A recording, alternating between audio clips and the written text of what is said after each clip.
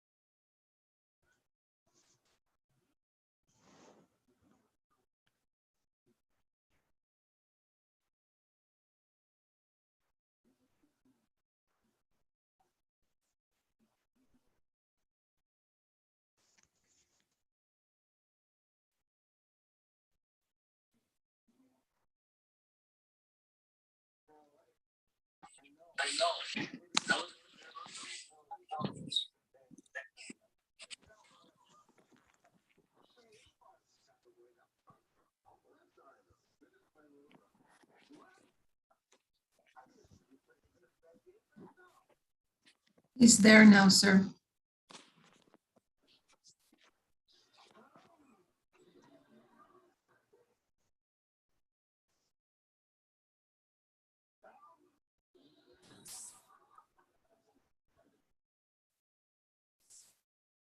I had someone that wanted to join the meeting.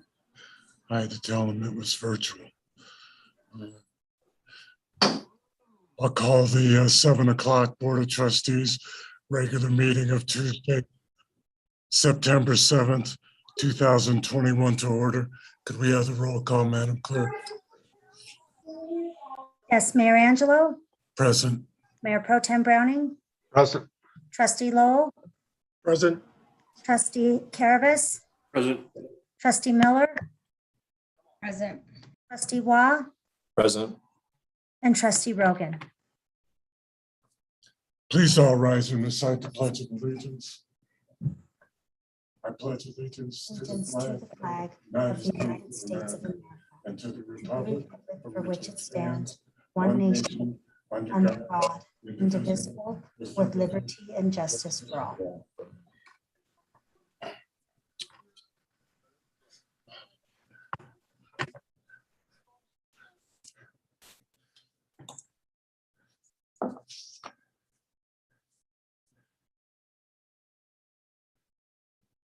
In Lions, we take this opportunity to participate in a reflective moment of silence.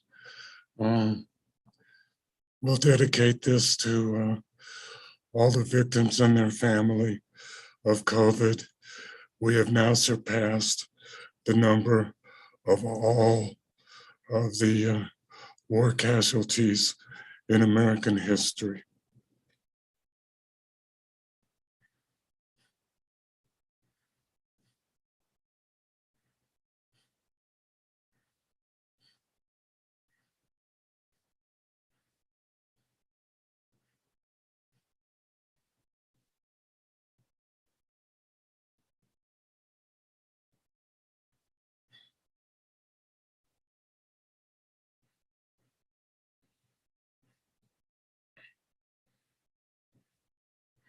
Thank you. Before we approve the agenda, I'm going to say a couple of things because I can. I would like to apologize personally to the Eagle Canyon community. I think that we could have communicated much more comprehensively in regard to the 5G towers that are being installed for public health and safety issues, among other things, along the canyon. The other thing I'd like to mention is that we have a trustee who said that he would try to moderate his attitude a little bit, and also had the integrity to be able to apologize to a staff member. And I want to congratulate him on that action. He knows who he is. I don't need to mention names. Do we have a motion to approve the agenda? So moved. So moved. Second. We have a motion and a second to approve the agenda. Is there anybody who wishes at this time to amend the agenda? I think based on an email from the staff this afternoon that item 5 under the consent agenda relating to joint use of facilities between the town and the school district needs to be postponed until the following meeting. So I would move that we postpone that item till the next meeting. Administrative assignments, did you have something to add? No, that was the item. Thank you. Okay, we have a motion to approve the agenda with the exception of item 5 under the consent agenda. We have a second. Anything? Is there anything else anybody would like to amend at this time? If not, I'll call for the vote. Mayor Angelo, Aye. Mayor Pro Tem Browning, Aye. Trustee Lowell, Aye. Trustee Caravas, Aye. Trustee Miller, Yay. Trustee Waugh. Aye. The agenda is approved as amended. Now is the opportunity for audience business. We will not be taking comments on any second readings as they are public hearings. That includes Ordinance 1108 and Ordinance 1109. We can discuss, we can have public comment on those later in the agenda. I would like to remind everybody, you need to state your name and address for the record. Please be polite. I don't want there to be any staff bashing tonight. And I'll just say on the record that if that occurs, you will be muted. This is going to be a civil and uplifting meeting, hopefully. Is there anybody in the audience that wishes to address the Board of Trustees at this time? Counselor? Just really quickly, Mayor Angelo, one thing to add to the list of things we'll be discussing later is the public hearing on the rezoning application. And so if anybody has any comments on the rezoning application, I would ask you to put those until later in the meeting. Okay, that's fine. Madam Clerk, do we see anybody who wishes to address the Board of Trustees at this time? Yes, yes, I do. This is Laverne Johnson, And your address, Mrs. Johnson? 306 Evans, Lyons, Colorado. Go ahead, Mrs. Laverne. I'm speaking for the Lyons Historical Society, and it has been 8 years since the flood, and we're going to have a night to reminisce and to talk about the recovery, which is this Friday at Laverne's Park at 6 o'clock with a potluck. And we want to invite everyone to come and tell how they recovered from the flood. And we invite everyone. We want to wear masks, bring your own utensils, and use your own spoon. So we should, when this happened, they told us it would be 7 years. And now it's 8 years and we still have some things to do. So we want to reminisce. Thank you. Thank you very much, Mrs. Laverne. Would anybody else wish to address the Board of Trustees at this time?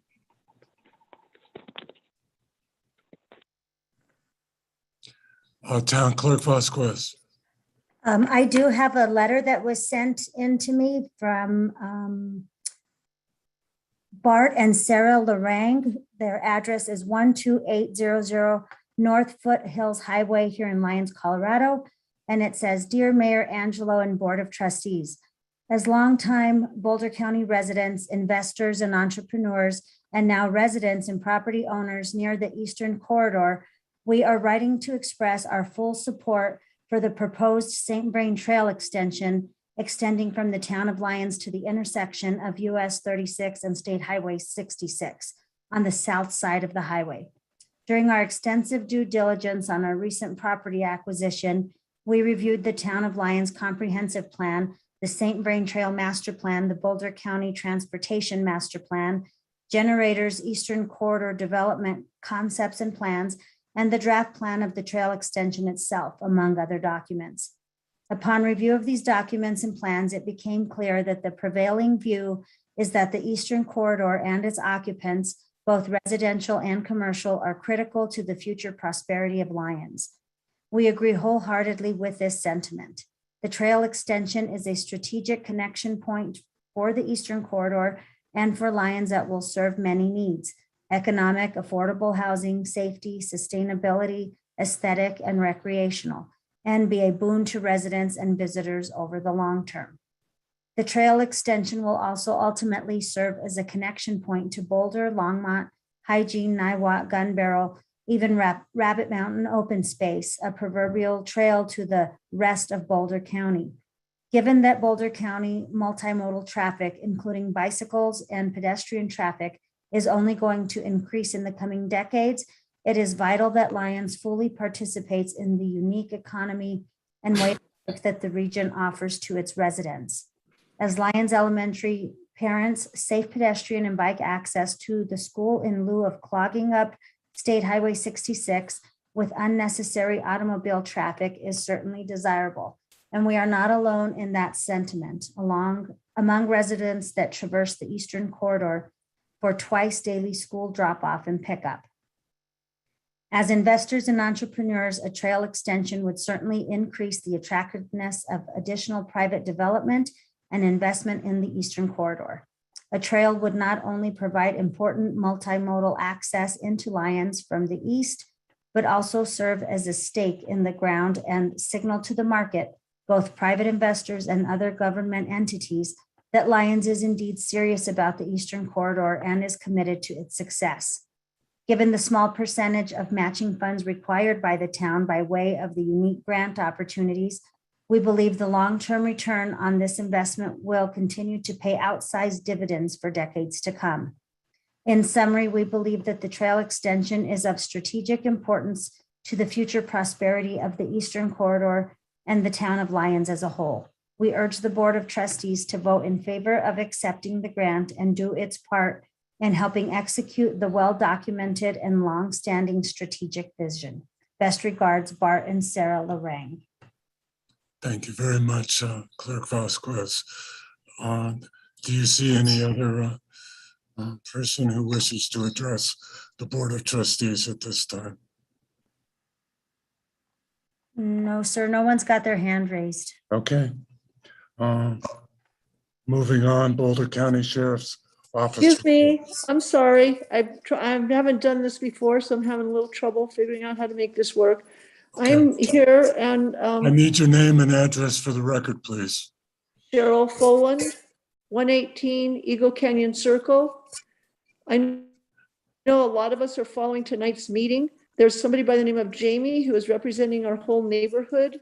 I can't actually see your agenda, so I don't know if item 5 was that. Are you postponing the discussion about Eagle Canyon, or is Jamie here? I guess is my other question. There is a representative. I am here. Oh, okay. That's all I can't get my video to work, so I was unable to raise my hand. So one at a time, please. Yes, each of you needs to be recognized and give your name and address for the record. Okay, is it my turn? This is Jamie. May I speak? Go ahead. Okay. I'm Jamie Calabrese, and my address is 10 Eagle Nest Lane in Lyons, and I am representing members of the neighborhood here. I'm going to turn off my video so that I can read. As you all know, the neighborhood is upset about our lost voice in this matter, that we were not offered a seat at the table when the decision was made to put the tower at the entrance of our neighborhood. We truly thank you for your attention and appreciate the numerous apologies we received, but we wonder what action will be taken. We are asking for you to contact CDOT and Crown Castle to let them know you messed up and to hold a meeting with the neighborhood and find a location that makes sense. Because the tower is currently located at the entrance of our neighborhood, adjacent to homes, it is a safety issue. This is where families walk, ride their bikes, stroll babies, and use an access route between the right-hand turn lane into the neighborhood and people's yards. This easement does not leave any room, any margin for error if somebody who wants to turn into the neighborhood veers off the road. Pedestrians from this neighborhood, our children, our grandchildren, are going to be forced to walk closer to the road, which is already a hairy situation over there, to avoid the tower and the generator that will go with it, because this is an AT&T FirstNet tower being built by Crown Castle, and it will have a backup generator because it is going to operate 24/7, whether the power is on or not. These are relatively large enclosed generators, and this will leave less room for foot traffic for our families. This is not an inconvenience. This is a profound safety hazard. If the construction is to continue, we request that CDOT and the contractor, Crown Castle, be required to install a sidewalk constructed to the specifications from our neighborhood residents so that we can walk safely to town. In addition to the location of the tower causing the pathway concerns of safety, there's also a fire safety concern. We're concerned because cell towers invite lightning strikes. The lightning mitigation systems frequently used in cell towers do not work as effectively as they should. Many of these towers are metered with smart meters, and smart meters can catch on fire if there's a transient surge because they don't have a fuse to stop a multi-thousand volt surge through the meter. Meters can melt and catch on fire within cell towers, triggering electrical fire. And electrical fires cannot be fought until the power has been cut by the local utility, and that can take between 10 and 60 minutes. All cell tower fires are electrical fires, and if any neighbor tried to put water on the cell tower fire before the power is cut, they would be electrocuted. Thus, a fire from this particular tower could get out of control quickly and jeopardize the safety of every single person in this neighborhood. We have only one exit from our neighborhood. So why we are coming here tonight is to ask, one, why we weren't informed, and maybe that was just a mistake. But why does that matter now if we could still mention these substantial concerns and say, hey, the tower is not built yet. We need to have the conversation. Let's come back and figure out a safe location for this tower. Representative Karen McCormick has stated that the town of Lyons is capable of assisting in moving the location, but the town of Lyons keeps telling us that you don't have the power. And according to Karen McCormick, CDOT has stated in an email that it will consider alternative locations if the Lyons officials and admin aid us in expediting the location relocation by communicating with Crown Castle. So in other words, we need the town of Lyons to step in on our behalf and call this meeting. So we are asking you, how can you support us? And how can you be the representatives that we expect you to be for our neighborhood? Thank you, Jamie. We do not respond to comments under audience business, but we'll see if there's anything that we can do to accommodate you. Is there anybody else that wishes to speak under audience business this evening? I would. My name is Linda Picone. Your address, please. 111 Eagle Canyon Circle. Go ahead, ma'am. I just have a quick comment. I just want to say thank you to you, Mayor Angelo, for listening to us and for considering what we're asking. We're all kind of dividing as a community about this, and that's just not a good place for our community to be because it's small. So I really do appreciate that you're listening to us and that you did call attention to it at the beginning. Thank you. You're welcome. It's my duty. Anybody else?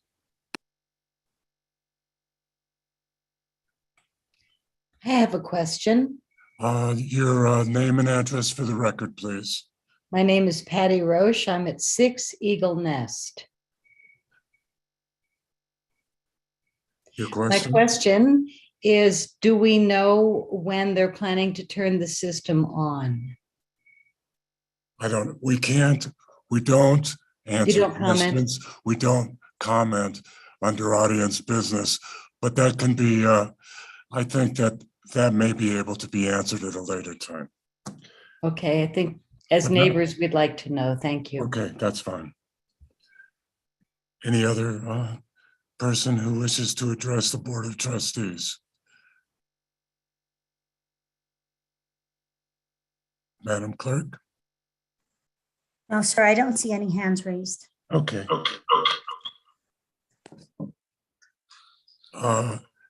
Dina, Yeah. your name and address for the record, please. I'm sorry, there's an echo. We just have to adjust something here. I need your name and address for the record, please. Hi, this is Dina Sturman. I'm at 2 Eagle Nest Lane. Go ahead. Can you hear me okay? Yeah. Okay, excellent. I just wanted to comment. To realize our vision, we request from you, Mayor, and the Board of Trustees and Administration that you in good faith aid your constituents in Eagle Canyon in opposing the location. Help us in postponing the installation of the 5G tower until a safe, mutually agreed upon location can be found. This includes communicating with CDOT, Crown Castle, and the other parties involved in creating the blueprint for the 5G cell tower nodes along 36.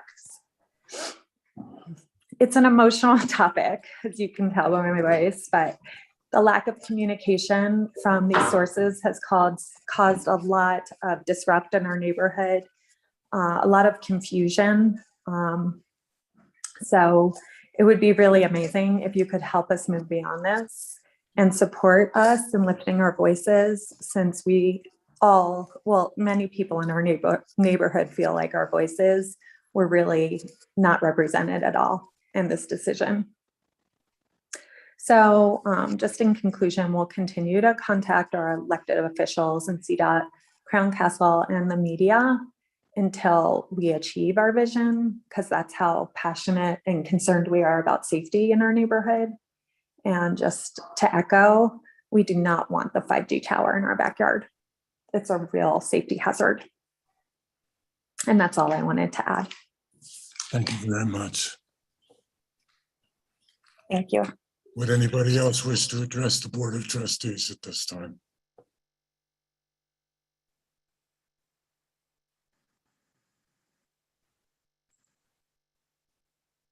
Madam Clerk?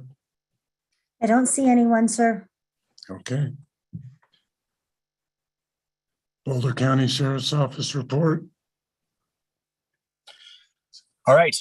Good evening, everybody. I know it's been a couple of meetings since I've been able to address the board and the public. So thank you for bearing with me. I had a couple instances that just happened to occur on board meeting nights that I could not attend. So I have kind of a short list, but I want to go through it kind of quickly. The first thing I want to address is, I think the last time I spoke to the board, my tenure as the police chief in the town of Lyons was up for debate. And I'm very grateful to announce that I have been granted an additional year to be the representative of the sheriff's office and up in the town of Lyons as your police chief.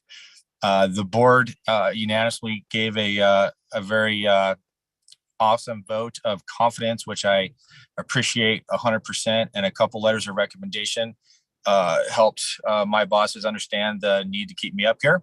So I do appreciate that, and I'm very grateful. It also gives me a chance for the next year to foster in several, I hope, quality candidates to kind of shadow what goes on up in the town of Lyons, so that the transition when I do leave in 2023 would be smooth and seamless. So thank you for that. I want to give a quick shout out, thank you to Public Works, particularly Justin and Victoria during one of our recent gas ruptures over at 5th and Broadway area. We had a shutdown detour of traffic for about an hour or so, and Justin was able to come up and fill a very much needed spot to get motorists through town without any problems. So a big thank you for that. Sometimes we just don't have enough people. Speaking of not enough people, a quick staff update from the sheriff's office, particularly as it pertains to Lyons. Deputy Keith Powell, who's been up in town for the past 2 or 3 years, has retired after 24 years of service. We wish him well. He put in a awesome amount of time and effort, keeping and serving, the residents of Boulder County and Lyons safe and protected. And in placement of Deputy Powell, the very ever popular Deputy Gary Robinson has opted to come back into town and leave the mountains that he so dearly loves to become back where he was before on day shift. So we will have Deputy Robinson back in town. So we're very thankful for that. Moving on real quick. The community barbecue that we host annually at the Lyons High School, celebrating the homecoming or the kickoff football game. I was not in attendance due to some other commitments, but I heard it went very well. We did have a slight communication gap that I hope did not affect the attendance too much. And I apologize if it did publicly.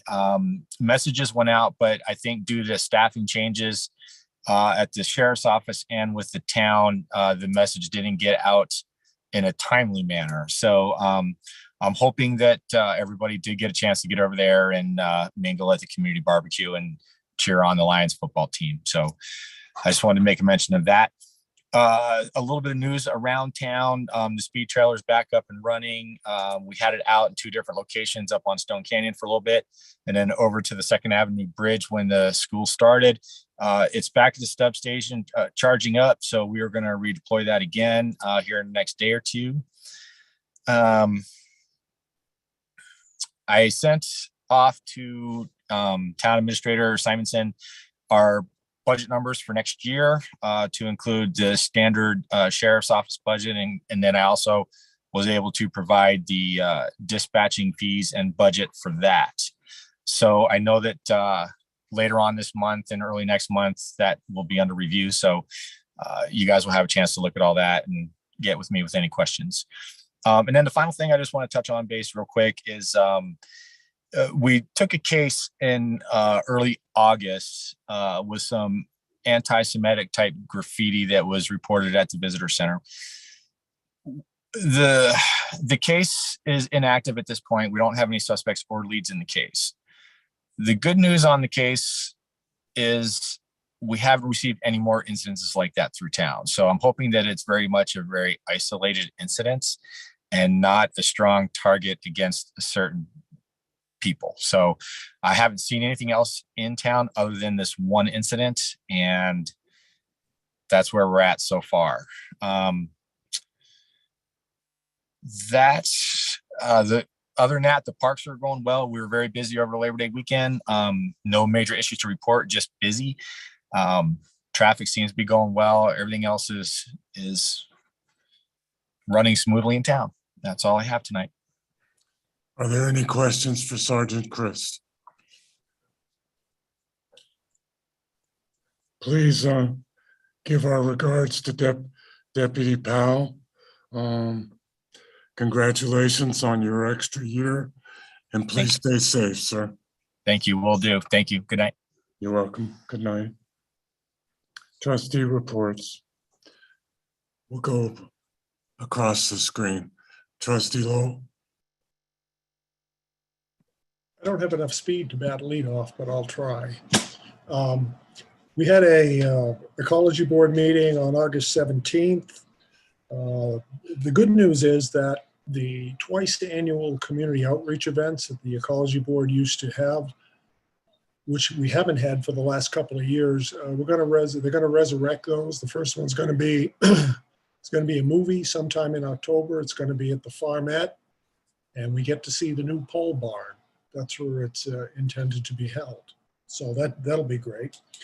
At the meeting, there was also some discussion about how the Ecology Board could best contribute to the Main Street development downtown, in particular the hotel. There was talk of pervious pavement perhaps for the parking lot of the new hotel, green roofs. The Ecology Board very much wants to be in on whatever building plans there are. So once that gets ready to go into the planning stage, I'll alert them and let them know that they will have a seat at the table. There was also a big discussion on the Bone Park weed control, just when we thought we had it laid flat with our new weed management plan, and the prohibition on glyphosate and 2,4-D. Up jumps a product called dicamba, which was being proposed by the contractor to be used on the utility fields at the new Bone Park Phase 2 by the softball fields. There were some concerns raised about that. They were expressed to Dave Cosgrove, and he's in contact with the contractor to see if there's any alternatives. So that was it for the Ecology Board. Then we had on September 2nd, we had the kickoff meeting of the CMEX committee. I was in attendance representing the town, as was Tanya Dottie, Jeff Christie from the Sustainable Futures Commission, Neil Sullivan representing the business community. Beck Farrell and Cassidy Batts were there from the Student Advisory Group. It was just a general discussion about how the town and CMEX can work together to exchange information and to achieve common goals.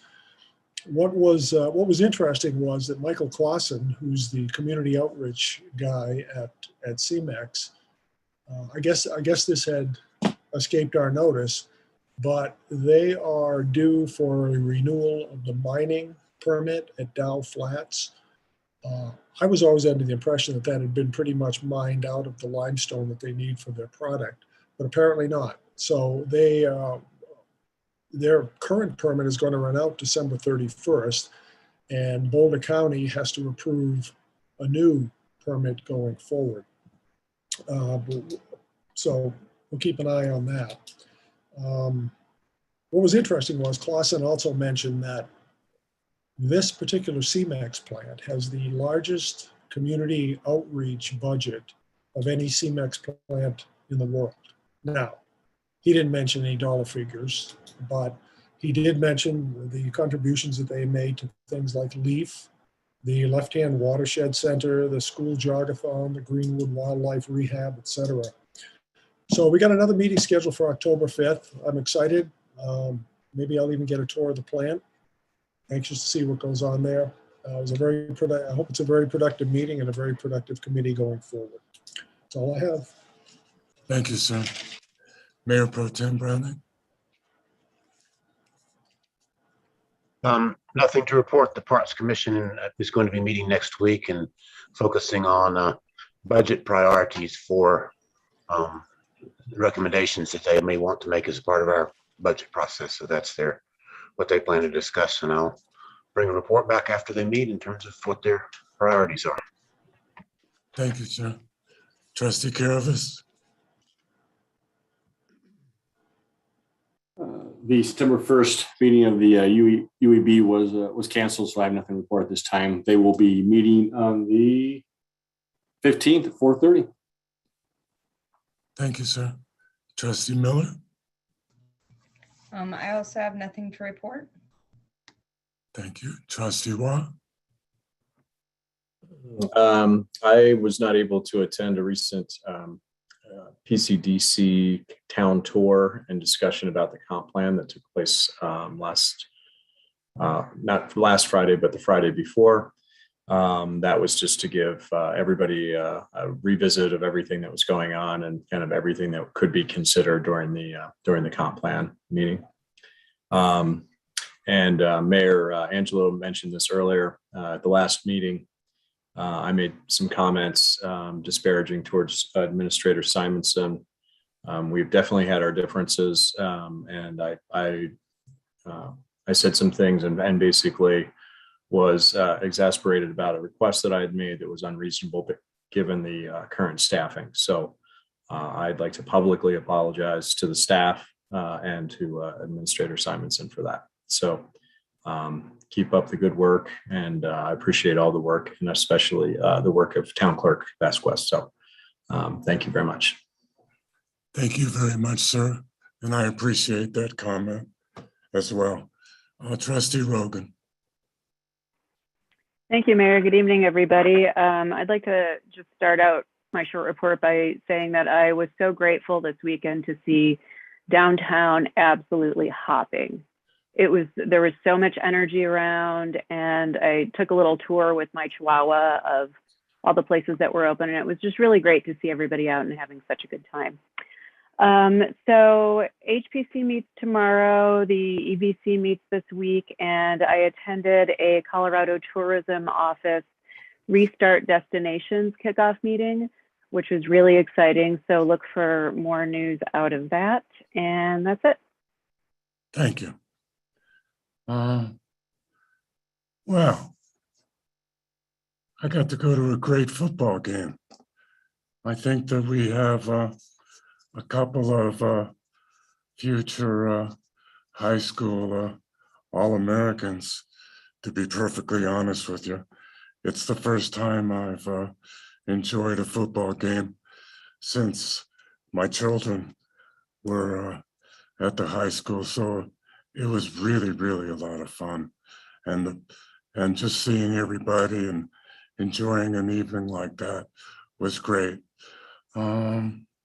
The Student Advisory Council met, and their goals are to recruit new younger members because they had concern that there are a lot of seniors on the committee and they want to have a continuity of goals, which I think are is very important. They also would like to find out, and if you could help them with this, Administrator Simonson, I'd appreciate it, whether coordinating with the school, whether being a member of the Student Advisory Council could count as a volunteer credit. The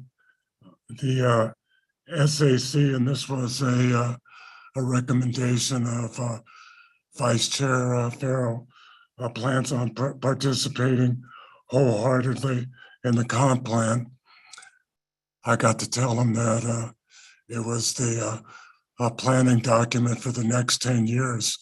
And in 10 years, they're going to be, of the age where they could really look back and appreciate an idea of theirs that may have been incorporated in the comp plan.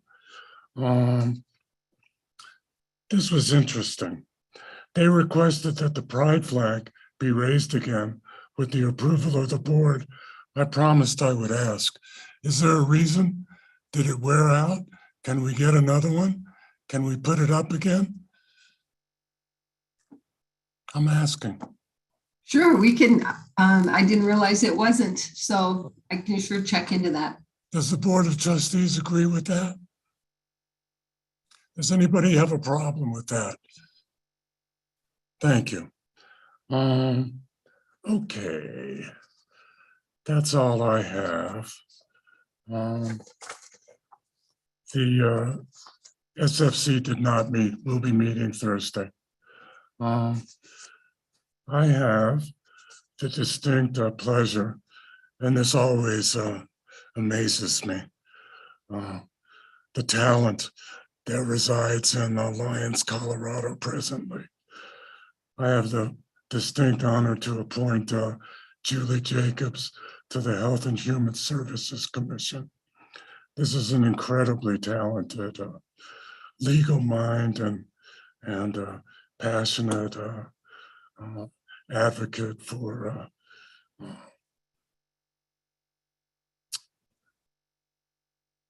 the capability for everybody to become involved in what they need in a community. I also have the pleasure of appointing Rick Whitcomb to the Revolving Loan Fund Committee.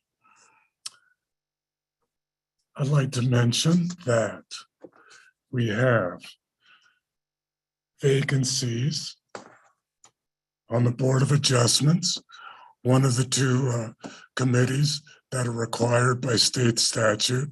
Happens to be a very important commission. The Ecology Advisory Board has an opening.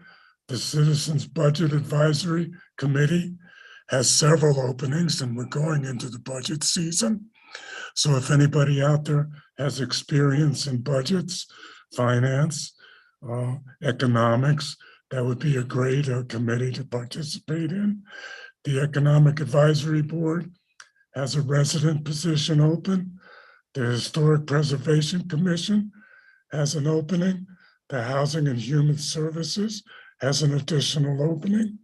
The Revolving Loan Fund Committee has an opening, and the Sustainable Futures Commission has an opening. This is an opportunity to become involved in governing at a committee level, and perhaps foster consideration for future board positions, perhaps. I'm advocating for people to be able to run for the Board of Trustees because I think we'll have many open positions in the next election. Moving on to staff reports, flood recovery update. Tracy? Yeah, sorry. My camera's not working tonight, but I'll go ahead with the update. So the Second Avenue Bridge, we are wrapping up a couple little items, mostly railing work, and that should be done this week, and that project will be considered complete, and then we'll bring it to the board to accept as an asset. The Fourth Avenue Pet Bridge, we have submitted 90% plans to CDOT for review, and we are planning to review their comments next week. And then we can move on to 100% design and hopefully get this out to bid in October. But the bridge, we already did bid out the bridge portion, and that is being fabricated ahead of time. So that's in the process now. The stormwater improvements that's happening over near the Bone Park entrance is in full swing. There will be a closure of the road for the next 2 weeks as they install pipe in the road, and then they'll move over to the ponds in the park. So right now that project is to be completed the first week in October. The backup power for the Public Works building and for the Eagle Canyon lift station, it's just taking some time to get that moving along, mostly from lead times for material and such. But that project will be completed by the end of the year. We will need to file a LOMAR, a letter of map revision for the floodplain mapping for the flood recovery projects that have been completed over the years. So we will need to get I put together a scope, but I need some assistance with putting together an estimate of how much we need. And then we'll go look for some funding for that project, but it could be a significant amount of money that we'll need for that, $200,000 or $300,000 possibly. And then there's some other projects we've started working on that are not considered flood recovery, but the US 36 Broadway improvements project. We have signed the IGA with CDOT. We are in the process of acquiring a consultant for design, and then we can encumber those funds and get this project going with design. But we probably, because of timing for construction, we decided it would probably be better not to construct this next summer, just because of the summer traffic coming through town, that this will probably be a construction project for the fall and winter of 2022 to 2023. And then the trail extension, that is on the discussion for tonight. So I'll remain on the meeting tonight for discussion of that grant, which is a CDOT grant opportunity that we have. And then finally, the GOCO grant that we have for improvements to the Blackbird Hole and improve the Second Avenue trailhead and the restroom. And the Swiftwater rescue stations, we have all the materials for the Swiftwater rescue stations. So we're working with Lions Fire to determine locations. And we'll probably install the cabinets this fall, but won't fill them with the items until springtime. We just don't want maybe some vandalism or anybody messing with the items in the cabinets over the winter. And then the rest of the projects in design, and hopefully we'll go out to bid for that this fall as well and have it completed by Memorial Day next 2022. So kind of overall where we're at with projects. Trustee Lowell, you had a question?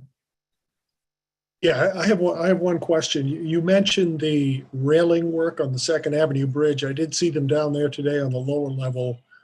Looked like they were doing some welding work, but my larger question is, are those railings going to be painted, or is the rust patina sort of the style that we're choosing? Yeah, that will remain like that rust color. It's just more of a natural color. And it's low maintenance, because if we did painting, and you have to maintain painted railings and stuff, so those railings will not be painted. Okay, no, they look okay to me. I just had a question from a resident about that. And just one other thing, you mentioned that the 4th Avenue Ped Bridge needs review by CDOT. I assume that review by CDOT is just where the extended walkway passes over their highway, No, Broadway in Maine? This project, Safe Routes to School, is funded essentially through CDOT. So we have to go through all of their processes for review, paperwork, Davis-Bacon, everything that they require for any of their projects. Okay, so thanks for elaborating on that. I'd forgotten about that part. Thank you. Mm-hmm. Any further questions? Thank you, Tracy. You're welcome. Administrators report. Thank you. I do want to start tonight with a very up-to-date COVID update that I received this afternoon from Boulder County Public Health. We do want to make sure it gets into our public records. We keep track of this pandemic activity locally. So as everyone probably knows by now, the Boulder County Public Health order, a new order went into effect last Friday that is requiring indoor mask mandate in public areas unless you are part of what they call the vaccine passport, which means everyone in the facility is vaccinated. So that has gone into effect. They do know it was a very short turnaround. We're going to work very closely with businesses to get them the right messaging about that. So we know that's going to take a little time. They're part of the rationale of what I heard them say was the trend is very obvious all around us. And I'll give you a few statistics here.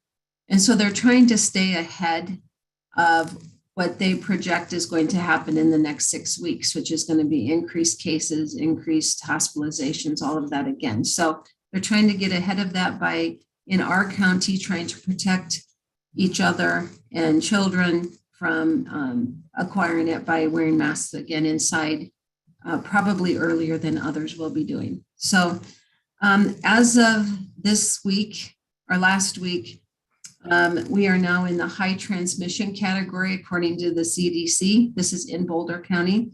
We are at 147 cases per 100,000. It's the highest I think we've been since the pandemic started. Last week it was 139, so they are watching that go up. Interestingly, Clear Creek, Weld, and Grand County are all above 300 cases per 100,000, so more than double the cases we're seeing here in Boulder County. Longmont and Boulder County, you may or may not know, have been monitoring their wastewater for presence of COVID. And both of them came in to the meeting today and said there has been a huge increase in the presence in the wastewater. And over the past 2 years, what that means is they've seen that there is a spike that follows that because it shows up in the wastewater before people get sick and before they're tested. So both of them were quite shocked by the increase in the wastewater system this past week. So it could mean a spike is on its way for us. They said they are continuing to test about 2,000 people per day in Boulder County. Both a location in Longmont and in Stasio Field at Boulder are still open and will now be open for probably the next 3 months at least for free testing. They said that they are seeing a national supply and demand problem with testing supplies. And so the goal is to have a turnaround within 48 hours, but if you can't get that, you may have to see your own physician to get it returned right now. They said testing supplies are in short demand.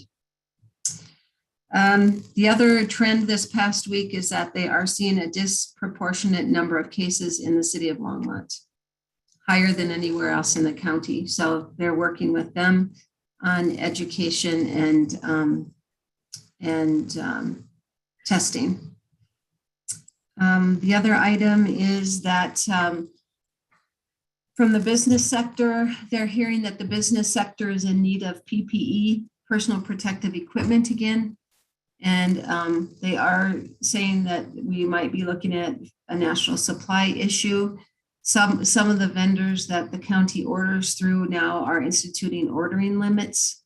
Again, they see that as a precursor to what is going to come with the colder weather and more indoor activities. So it's Boulder County is doing great in comparison to the rest of the state. And when it comes to vaccines and testing and case numbers, but nonetheless, we are again on the rise. So that was the latest from today's update from Public Health. In other areas, we are planning a tree limb and slash drop-off event. Now, this is going to be held September 18th and 19th, 8 a.m. to noon. And it's going to be at a new location since we have cross country in town that weekend. It's going to be out at Paul Tamburello's site in front of the Public Works building out on Highway 66. This is going to be residential drop-off only, no commercial drop-off. But it is for beyond the Lions town limits. It can be for the Lions area. So be watching for that to come out. We are hosting the Big St. Vrain Invitational Cross Country, as I referenced on Friday and Saturday, September 17th and 18th. They're expecting 1,200 runners from 100 different teams. So as folks who have lived in that neighborhood know, we use every square inch of parking in the entire Lions Valley Park area. So please be prepared for that and welcome our runners into town that weekend. Tracy covered most of the capital improvement projects other than the Longs Peak Drive sewer and water line replacement. That is scheduled to begin the week of September 13th. And so Aaron Kaplan and our engineering staff have been communicating with homeowners in that area in preparation. And like so many of our subdivisions that were approved earlier, there's only one way in and one way out. And that creates some challenges for safety and for getting the job done as efficiently as possible. They have to do one lane, open it, do the other lane. They can't do it a rolling construction. So be watching for that. And then Highway 7, CDOT is planning to begin, the contractor on the Highway 7 rebuild is Kiewit, in case you see that around. They are planning a full closure of Highway 7 between mile marker 23 and 29.5. And it's planned to last from September, somewhere around September 20th through May of 2022. So in reference to, my understanding is they're going to shut down the project on Highway 36 regarding fiber on September 17th. So that Highway 7 can go under construction. They can't both be closed at the same time. So that is my understanding. I don't know the answer to the question that was asked earlier about when is the project to be completed. I believe the attorney plans to give an update on the cell tower issue during his report tonight. Any questions for me? I guess we can kiss meeting together live. Goodbye, Administrator Simonson. This will just have to be known as the Zoom term. Yeah, it appears that way, at least right now. Any other questions for Administrator Simonson? If not, we'll move on to legal update, Counselor. Thank you, Mary Angelo. I wanted to start off by giving really a recap of the Highway 36 fiber and small cell project, and kind of the town's very limited involvement in this project from the very beginning. And so, and if there's any questions about that process, I know the board has had several updates in this in the past few months. We'd be happy to answer those. So first, for the point at which I became involved in this project was, I believe, in April. In fact, looking through my emails, it was in April of 2021. At that time, it was asked what process Crown Castle would have to go through for the permitting of these facilities. And at that time, at my recommendation, we had said that they would have to go through a local land use process like any other site, any other construction in town. And at least, the very least, have a site plan, but probably in this case, through the telecommunications code of the town, go through both Plan Commission and the Board of Trustees. And at first, that was accepted by Crown Castle as the process of which they would undertake. And in May, the town received an email from Crown Castle saying they would not go through that process. They would construct this facility without any permission from the town. Because according to both them and CDOT, they had the right to do so because these were not just Crown Castle facilities, these were CDOT facilities. And under Title 43 of state law, CDOT facilities do not need local land use permission to be sited. And so according to Crown Castle at that time, they had all the necessary authorizations they needed and would be constructing these facilities without really any further authorization from the town other than electrical connections. After we received that information, myself and the town went directly to CDOT, as we didn't believe that this was the proper process for what was being proposed. And so I had a conversation with the superintendent of CDOT, Bob Pfeiffer, about what was being proposed, and what Crown Castle's position was that they could do this project without any permits or authorizations from the town. They could just go out and build it. And so, I met with CDOT, and to my surprise, they agreed with the position of Crown Castle, was that these were CDOT facilities entirely within CDOT right away, and that they did not need any authorization from the town to proceed with this project. And so at that point, we had informed the Board of Trustees of that position, I believe on June 7th. But proceeded to try and push CDOT for some sort of say in this project. And eventually, I did have another meeting with CDOT, in addition to attorneys from Crown Castle, at which they maintained their position that the town had no authority to regulate this project, and that would be built with or without the town's approval. But CDOT, and some deference to the town, said that the town could choose the location or provide input at least on the location within basically a span of 200 feet on either side of the proposed small cell facilities, which there are 2 in the town. This is 2, I believe, 40 running up and down Highway 36. In addition, as part of the Highway 7 project that Victoria town administrator just mentioned, CDOT will also be putting in fiber and small cells as part of that project as well.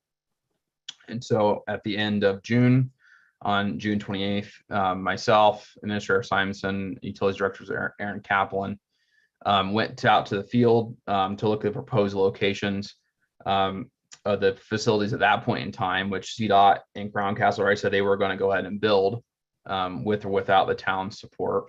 And at that time, the locations were pretty suboptimal positions, including directly in front of the entrance of Eagle Canyon, right in front of the sign for Eagle Canyon, in addition to being in front of another business on the other side of the highway, a little bit further down, closer to town.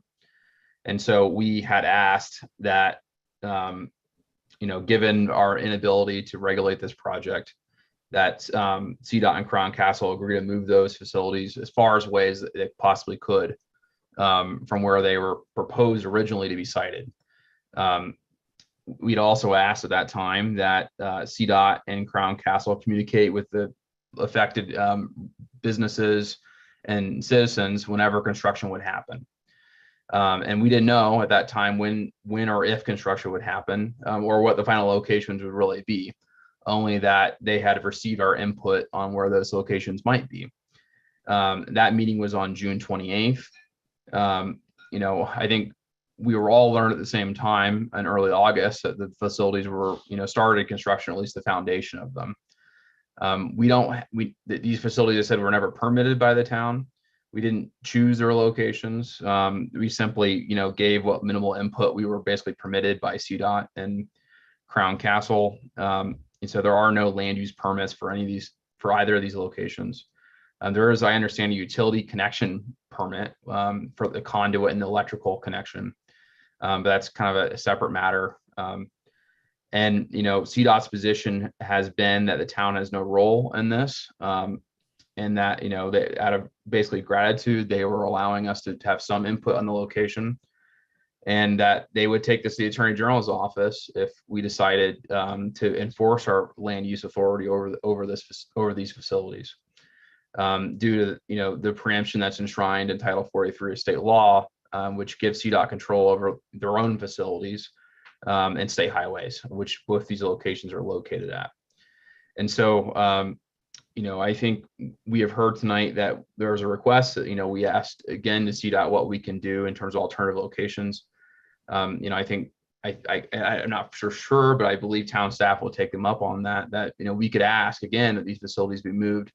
But what we've been told to date is that we have no say in this process, that state law says that we cannot cite these facilities because they are CDOT facilities, not just Crown Castle facilities, if done as part of a public project with CDOT.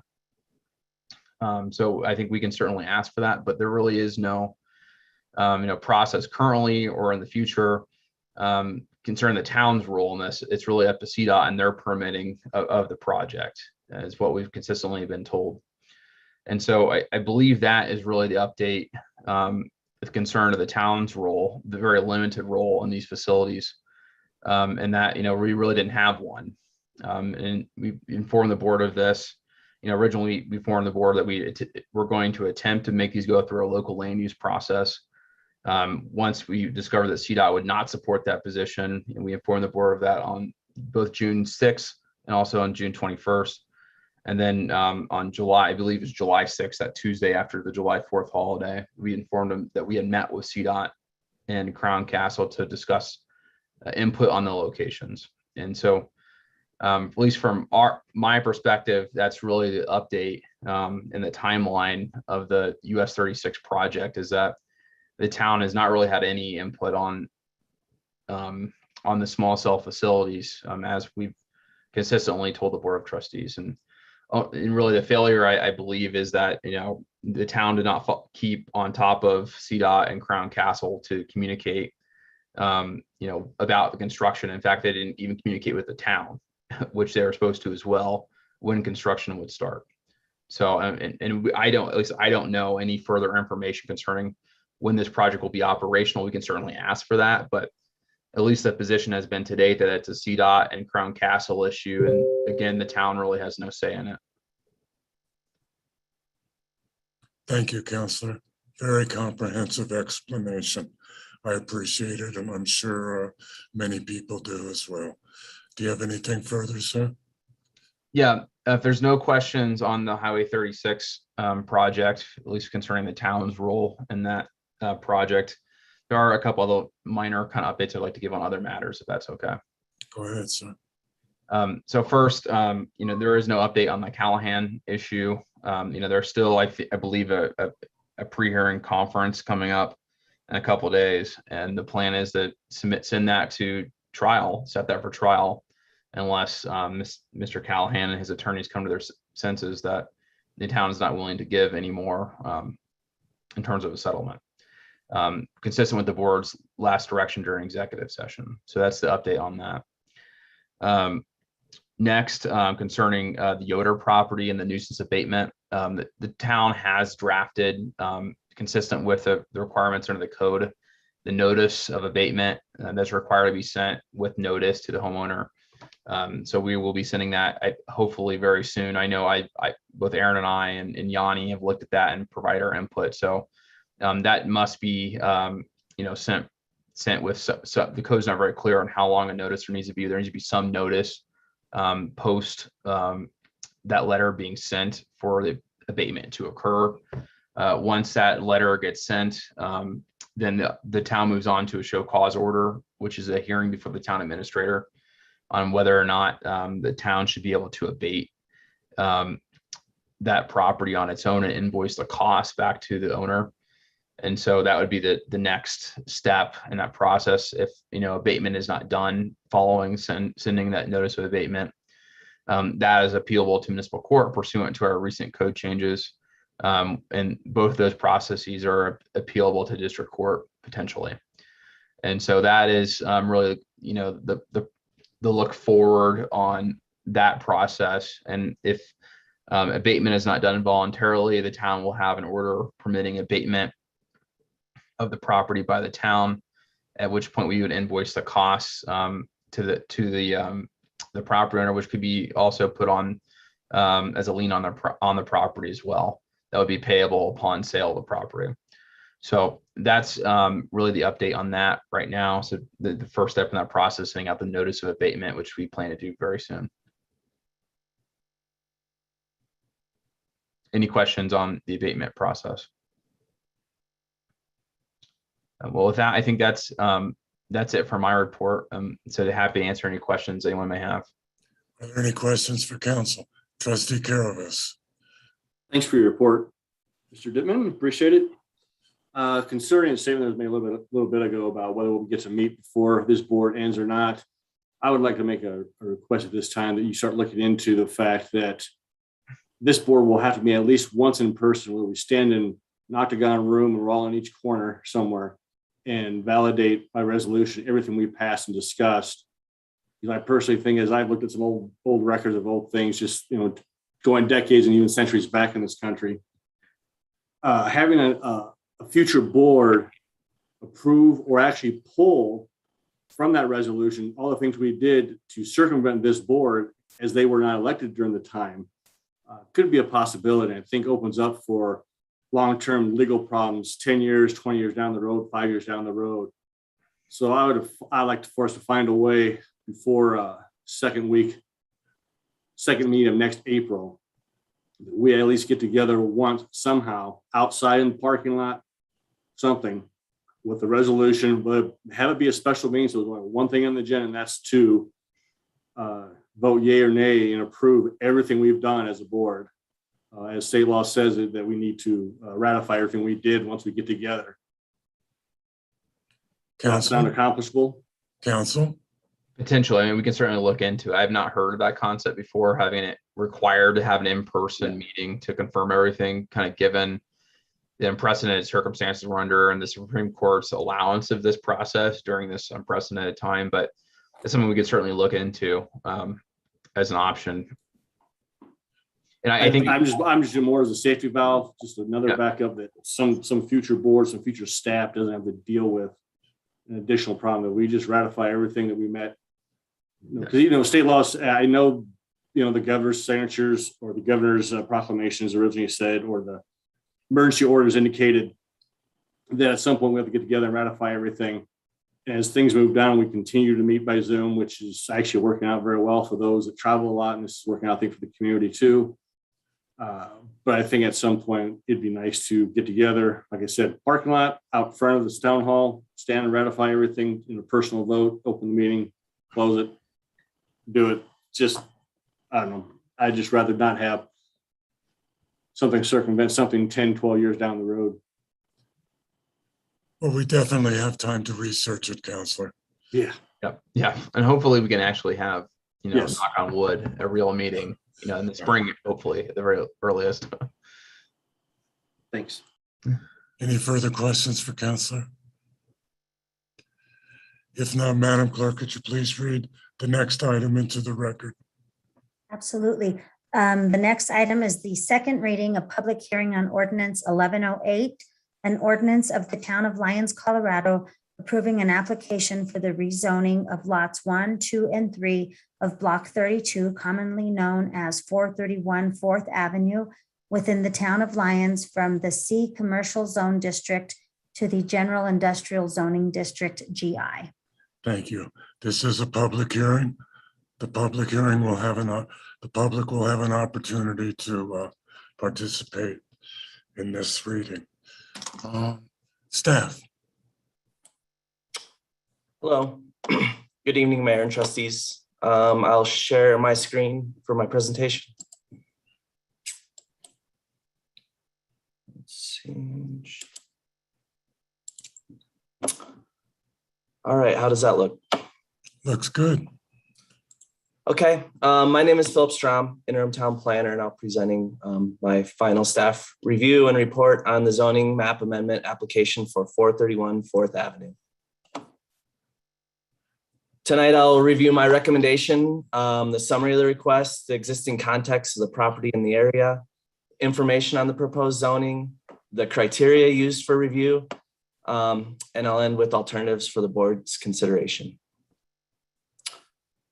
So first, getting to the point, staff's recommendation is for denial of this application, and I'll review the criteria used to determine this in the presentation. To summarize the rezoning request, the property owner is proposing this rezoning to accommodate the continued operation of his excavation business on the site.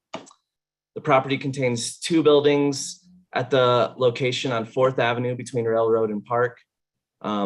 Prior to Mr. McCain purchasing the property in 2003, it was used for bulk oil tank storage.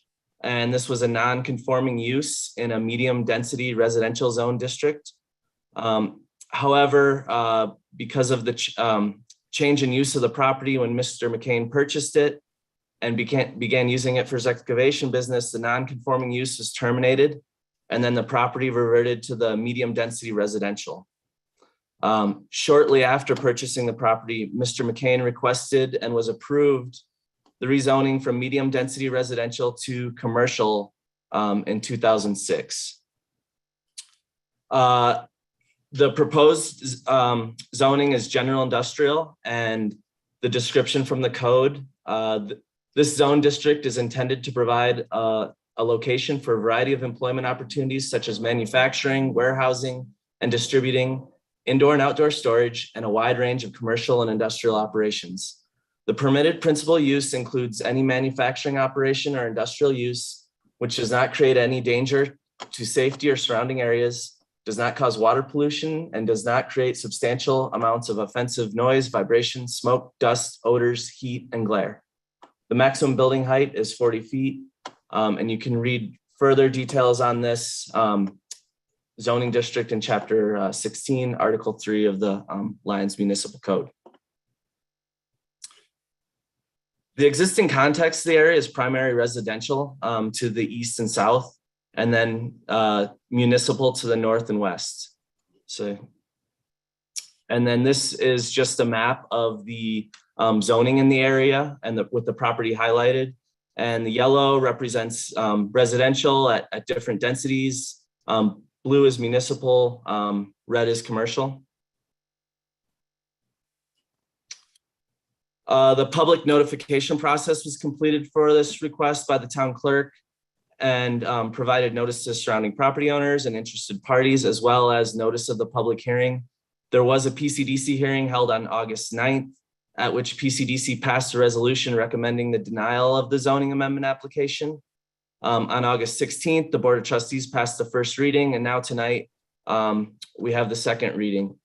And there were no comments from the referral parties, but there were a number of comments received from the public, and they are included in the packet. So circling back to the criteria that staff used for the recognition of denial of the request, this is straight from the town code. It is written a bit interestingly, so it's the official zoning map shall not be amended except for these 6 circumstances. So I'll go through this. First, the official zoning map shall not be amended except to correct a manifest error in an ordinance establishing the zoning for a specific property. So the proposed zoning amendment to the general industrial zone district does not correct a manifest error. 2, the official zoning map shall not be amended except to rezone an area or extend the boundary of an existing district because of changed or changing conditions in a particular area or in the town generally. The proposed zoning amendment to GI is not being rezoned due to changed or changing conditions in the area. The surrounding land uses have remained constant. The official zoning map shall not be amended except the land to be rezoned is inconsistent with the policies and goals of the comprehensive plan. So the 2010 Lions Comprehensive Plan is the community vision, and there's a series of elements and goals and strategies to implement that vision. Part of that is the land use and growth that's listed as a goal, and it details it as to ensure the built environment contributes to Lions identity and is consistent with the proposed 2010 planning area map. So while the commercial zoning district is inconsistent with the comp plan future places map, this planning area map, the rezoning the land to general industrial would also be inconsistent with the comp plan. The subject's site is shown in the future places map here from the comp plan as zoned municipal. Additionally, continuing on consistency with the comp plan, I want to just note that in the prior plan in 1998, the property was consistent. It was shown as commercially zoned. And additionally, in the 2010 comp plan, it provides, while there's the commercial use is inconsistent with the map, it does provide criteria for determining where the appropriate location would be for, say, commercial land use. And the criteria it uses includes the corridor commercial viability relies on careful planning for automobiles, pedestrians, bicycles, and transit. And the development should be well connected with the existing downtown. So the above criteria are met for the commercial land use at the subject property and is consistent with the comp plan. Then looking at the criteria for general industrial area uses must be adequately buffered from less intense uses. Traffic generated from this area should not pass through residential areas. Sites should have access to one or more arterials and highways capable of handling heavy truck traffic. Railroad access may be also allowed. None of the above criteria are met for general industrial land use, and it is inconsistent with the comp plan. Continuing on with the criteria, the official zoning map shall not be amended except the proposed rezoning is necessary to provide land for a municipal related use that was not anticipated at the time of the adoption of the comprehensive plan, and the rezoning will be consistent with the goals and policies of the comprehensive plan. So this proposed rezoning is not necessary to provide land for municipal related use. 5, the area requested for rezoning has changed or is changing to such a degree that it is in the public interest to encourage development or redevelopment of the area, and the rezoning will be consistent with the goals and policies of the comp plan. The area requested for rezoning has not changed in use since the property was purchased in 2003, and the rezoning to general industrial would not encourage development or redevelopment of the area. Also, as discussed in criteria 3, rezoning would be inconsistent with the goals and policies of the comp plan. Last, the rezoning to a planned unit development overlay district is requested to encourage innovative and creative design and to promote a mix of land uses in the development. This is not a planned unit overlay district that's being requested. I do want to just touch briefly on spot zoning.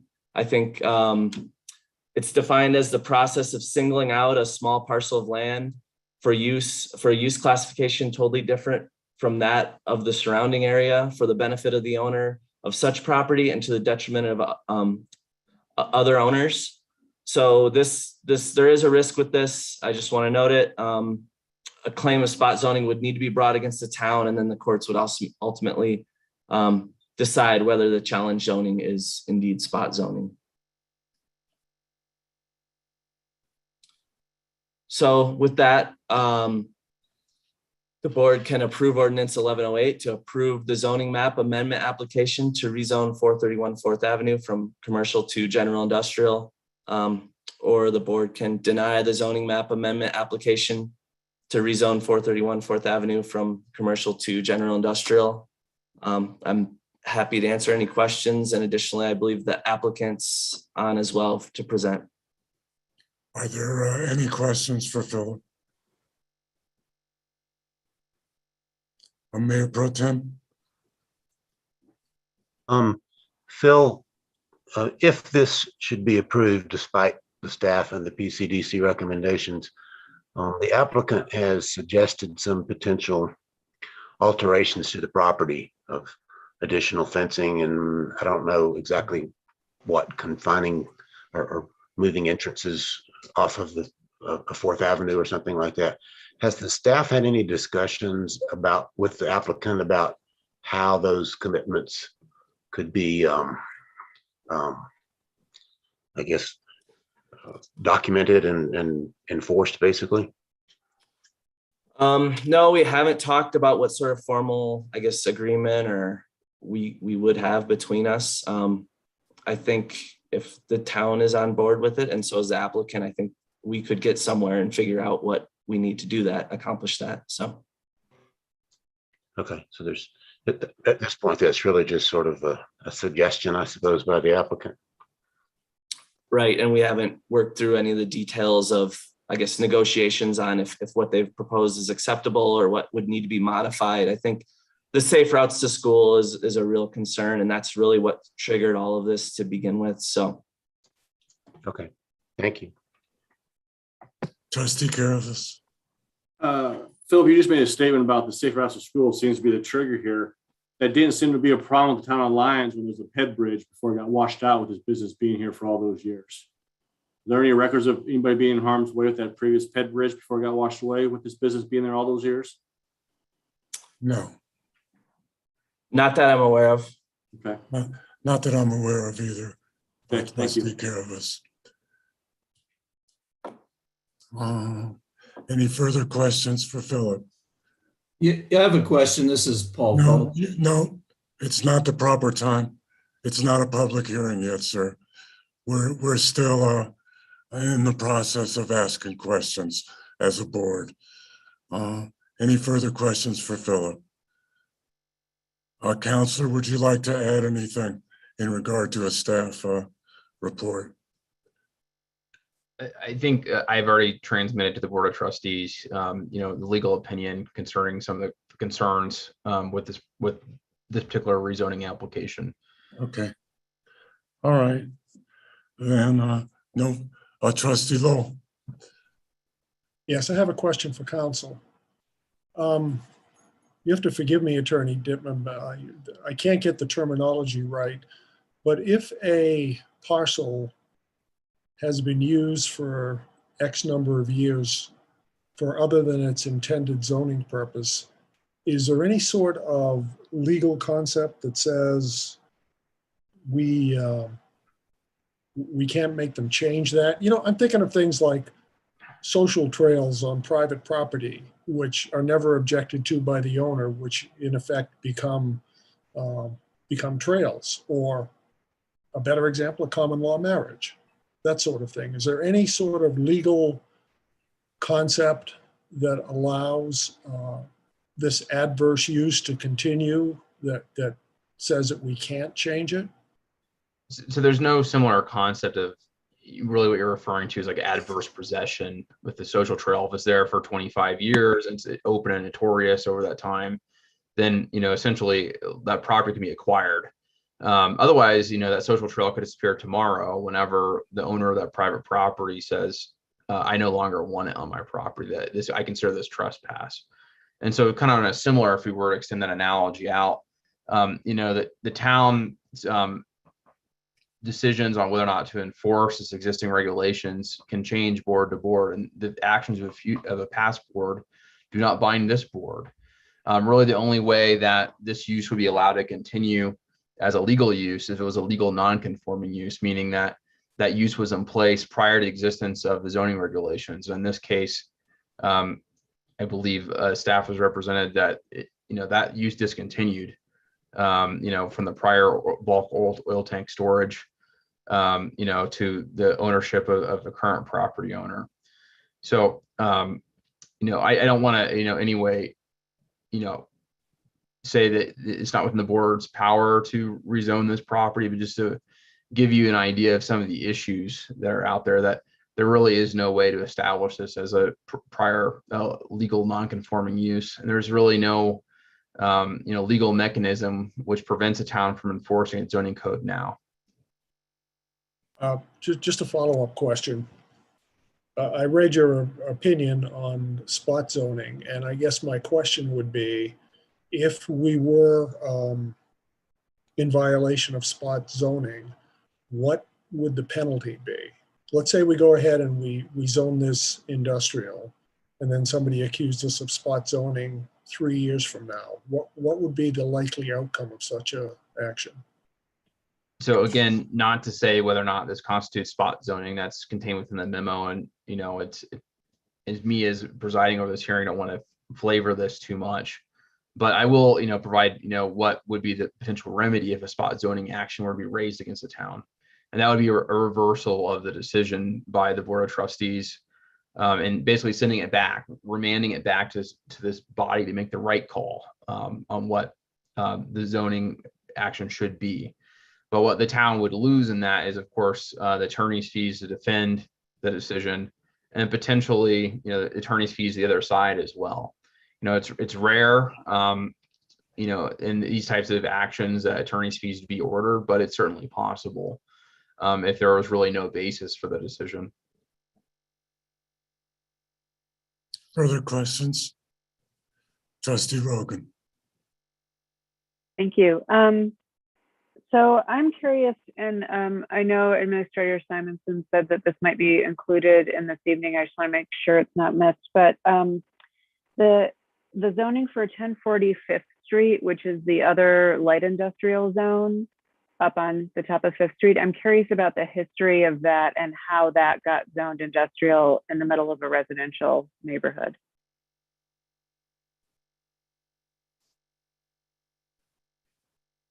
Would you like me to answer that? Oh, I guess, or Go ahead, Philip. And we did some research, and I was actually out today traveling back, but my understanding is that what we found was that it was zoned industrial as far back as 1976, and at that time was maybe more considered on the edge of town. So that's my understanding of the history of that. I'm sure it goes back further, but would need some more time to research, but that's what we found so far. So the residential sort of grew up around the industrial there. Is that accurate? Seems to be the case. I would really, have to look at some of the other developments and when they happened, but that seems to be what was there. Counselor, do you have anything to add? My understanding is that that property was zoned industrial as part of the original zoning map of the town of Lyons. And at that time, as Phelps said, there were no residential areas around it. It was on the edge of town. Further questions? Trustee Caravas. Brandon, when you were answering some information or giving some information to Trustee Lowell, what the applicant, how does detrimental reliance play into this? We've allowed it to happen. We don't know if promises were made 18 years ago or not. We have some letters indicating that something needs to be done. We also don't know if promises were made. If promises were made, the applicant can say that. If we turn this down, we still have a very strong potential of being in a lawsuit. Just along that line, simply, do we not? Sorry, I was on mute. That's right. My position would be that the town would be in a strong position either way under Rule 106, and so long as there was a strong record as to the board's decision, the town could prevail. As the council of the town said, we would prevail. Any reference to promises made by past trustees, past mayors, those are not enforceable. And I think it's a frustrating piece for citizens of the town to understand. But one individual trustee or a mayor or even a board of trustees, if it acted through the proper means, cannot bind the future actions of the town. Only through ordinance or through resolution can the actions of the town be bound. And even then, under the Colorado Constitution, that we cannot bind the actions of a future board. So a future board can always change its mind as to the zoning of a particular property, which is why rezonings happen. And so I would certainly argue that whatever promises may have been made by whatever individuals are really irrelevant, here now, because those are unenforceable, one, if they weren't done through the proper channels. And then two, they can always be reversed pursuant to our laws in Colorado, which say we can't bind the actions of a future legislative body. But there are also, just because I was on the road most of the day, so I'm getting your letter this morning. I didn't have a chance to look at all your cases, but it looks like they're all Colorado cases.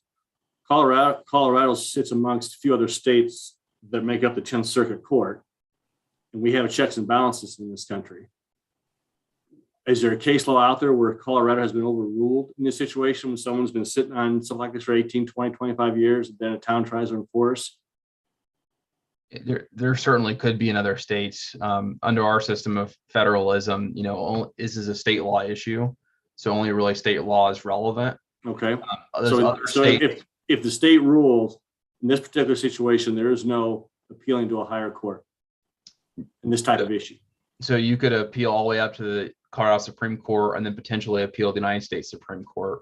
But really, if you were trying to work this through the federal courts, it would have to be some sort of federal issue at stake. And I don't see that there's a federal issue. I mean, anybody can allege anything as to, of course, yeah. What may be at issue, but really this is strictly a matter of local concern with regard to zoning of a particular piece of property. Okay, thank you. Further questions? The applicant will now have an opportunity to address the Board of Trustees. I would just like to state that you were given the opportunity to address the board at first reading, which was very unusual, but it's okay. So if maybe you could limit your presentation to anything new or relevant to your position, we'd certainly appreciate it. Your name and address for the record, please. Thank you. Good evening. My name is Danielle Lynn. I live here in town, 423 Reese Street. I'm a local architect and planner, and I've been hired by Steve McCain to help him with this rezone application. So I've got a presentation, and yes, I will try to skim through that as you have seen it before. And thank you for allowing us the second hearing.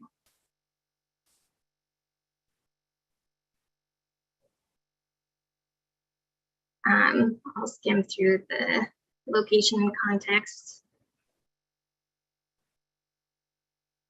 And just wanted to kind of briefly touch again. So in 2006, the parcel was zoned commercial, which was in alignment with the 1998 comp plan. Then after it was zoned commercial in 2010, the town changed the comp plan to designate this property as municipal. So under commercial zoning, some of the available conditional uses are a gas station, major automotive repair, a lumber yard, small manufacturing facility, and wholesale commercial. And while we believe that some of the intensities of those uses are similar to the excavating business, excavation is not specifically mentioned there. So staff advised us to apply for a rezone to general industrial, which allows any manufacturing or industrial use, including outdoor storage. So again, we're trying to bring the current and historic use into alignment with municipal code. Hot Rock Excavating, they have an equipment and vehicle shop, a storage building, and exterior yard space where they have heavy equipment. Philip already touched briefly on the prior use of the bulk oil storage. And there's also 2 industrial buildings on the lot that are still used today that were built in 1945 and 1970. So those buildings and the industrial use were in existence prior to municipal code, I believe as well. So we believe our route for approval here is through item 2 of LMC section 161540, which is to rezone the area because of changing conditions in the town in general. And some of those changes since the 2000 comp plan have been significant redevelopment after the 2013 flood. There's been an increase in population. Town enlarged its boundaries a bit, including the new Eastern Corridor, which also houses new municipal facilities that did not exist in the 2010 comp plan. And we believe all of this change has created a new increased variety of available services, which include industrial. And industrial just really isn't properly addressed in the comp plan currently. And industrial also helps increase local resiliency, and this rezone would help us preserve an existing lot for business in town now that the town has procured additional municipal lots in the Eastern Corridor. And we think we are in line with the comp plan economic objective 1.3, which is to promote the retention of existing business for the creation of new business. If it were to be municipal, that would prevent future business. And again, as we already touched on, the new Eastern Corridor provides some additional land for municipal that has been added already since the 2010 comp plan. And if this were to be general industrial, we would be allowed to retain an existing business, and general industrial allows industrial uses on the property as well as commercial. So if there were ever any redevelopment in the future, it does not limit the property to industrial. Philip mentioned some location criteria for general industrial, and this is where we have proposed some solutions that we think could be adopted as conditions of approval to make sure that we align with the intent of general industrial for the comp plan. So one is that industrial areas must be adequately buffered from less intensive uses. And we think that screening and privacy fencing could be a good solution to that, to buffer the residential zones. Traffic from the area should not pass through residential zones. And we think that we can also address that by limiting the entrance into the yard space for heavy equipment along Railroad Avenue, so that it would not go adjacent to any residential areas. And we do believe that we are generally in compliance with the criteria that sites should have access to one or more major arterials, as the site's only 200 feet from Broadway and 400 feet from Fifth Avenue, Highway 7. And as far as safety concerns about the future safe route to school, Steve McCain has already decided and committed to moving his business use to the internal piece of his lot and terminating his current driveway access along 4th Avenue once the town installs the sidewalk along his business there. You guys kind of already mentioned, so I'll just touch on this briefly, but the only other general industrial lot in the town currently is up here on 5th, which is surrounded by residential. And the comp plan currently designates the area up here to the right of that is future general industrial. And that lot actually does not have any drive access over there, and it also does not meet the 3 location criteria. So we think that actually Steve McCain's lot down here can be much more in alignment with the comprehensive plan, as it can meet those 3 location criteria, and it is not as landlocked by residential as the other site.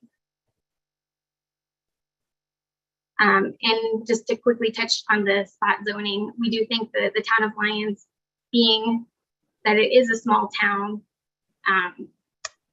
it is predominantly residential, and to include general industrial anywhere in town, it will likely be adjacent to other uses and less intensive uses, just by the fact that there is no general industrial core anywhere.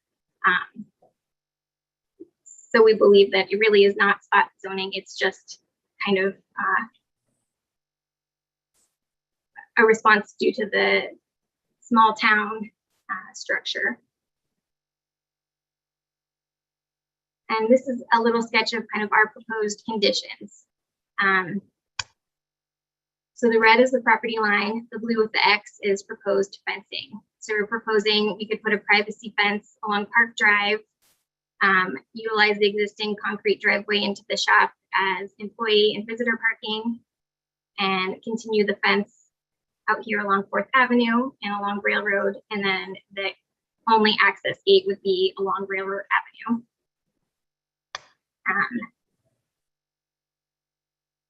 And again, the benefits to rezoning would allow us to retain local business, would allow us to maintain a variety of available services to the town. It will help us increase local resiliency by having some of these industrial services in town, like the excavation business that can help in times of emergency. And there have been a number of adjacent neighbors and businesses that have voiced their support. So as far as the spot zoning criteria, that it would be a detriment to other owners, we believe that it would not be. And I'll end my presentation there. And I think Steve might want to say a couple of quick words, and then we'll pass it on. Thank you. Thank you. Could we have our screen back, please? Yes. Okay. I think, Mayor Angelo, I think Steve McCain would like to. An additional applicant. Oh, hello, are you there? Go ahead, your name and address for the record. Hey, Nick. Hey, I live at 279 Quartz Way, and I own the property at 231 4th Avenue. My name's Steve McCain. Go ahead, sir. I'm just more interested in wondering, I'm not sure how to even put this. If I was singled out on this aspect, have you had any other complaints about my business being there, or all my neighbors? I've had a lot of people write letters and not quite sure how to even go about it. I feel as though I've been singled out because there's other businesses that do the same thing I do, and they haven't been asked to rezone or anything. And then under the town board, they instructed me to rezone, but yet I'm not sure if that was the right thing to do, but I really would like to have the vote go my way because I need to keep my business there. Anyway, that's about all I have to say. Okay, thank you. Are there any questions for the applicants at this time before we move on to the public hearing? Mayor Pro Tem Browning. Yeah, a question. Go ahead, sir. A question for either Ms. Lynn or Mr. McCain. The suggestions that you've made about fencing and non-use of the driveway onto 4th Avenue once the Safe Routes to School sidewalk is constructed. would the applicant be willing to put those in a legally binding document with the town as opposed to just a graphic presentation to the board? We could come up with some sort of agreement on that. Okay, that's my question, because it's one thing to put it in a graphic saying we intend to do this, but how the town could enforce something that's was in a graphic presented to the board is my question. And that was my question to staff as well, which is there a process for getting this into a legally binding document where it would be enforceable? Yeah, that's not a problem. We could do that. Further questions? We could sit down with staff and figure out what we need to do. Okay. Any further questions? I'll open the public hearing to give the public an opportunity to weigh in on Ordinance 1108. Would anybody like to speak on Ordinance 1108 at this time? Your name and address for the record, please. Yeah, hi, my name is Rick DeSalvo. I live at 419 Park Street in Lyons. Okay, sir. And I would like to voice my support for the rezoning application if that's what's necessary to keep the current use of the property intact. I really appreciated Ms. Lynn's presentation. I thought it made very clear and concise arguments as to why this is not only permissible, but it's the right thing to do in relation to the business aspects being in town and the availability or lack of availability of this type of zoned use in town or close to downtown. I also wanted to point out that I think at one time that property or the area was being considered for an expansion of town hall or a municipal complex, if you will, there prior to the Eastern Corridor. But that may still be, in the mix at some point. And the fact that the new comprehensive planning process has kicked off, I would hate to take that off of the table through this zoning question, if you will. But I think the point is that the use of the property currently is similar to the municipal use that the town has over at the garage there by Town Hall. I mean, there's heavy equipment in there. There's storage of public works equipment and things like that. So it is consistent with the municipal use that's just next door.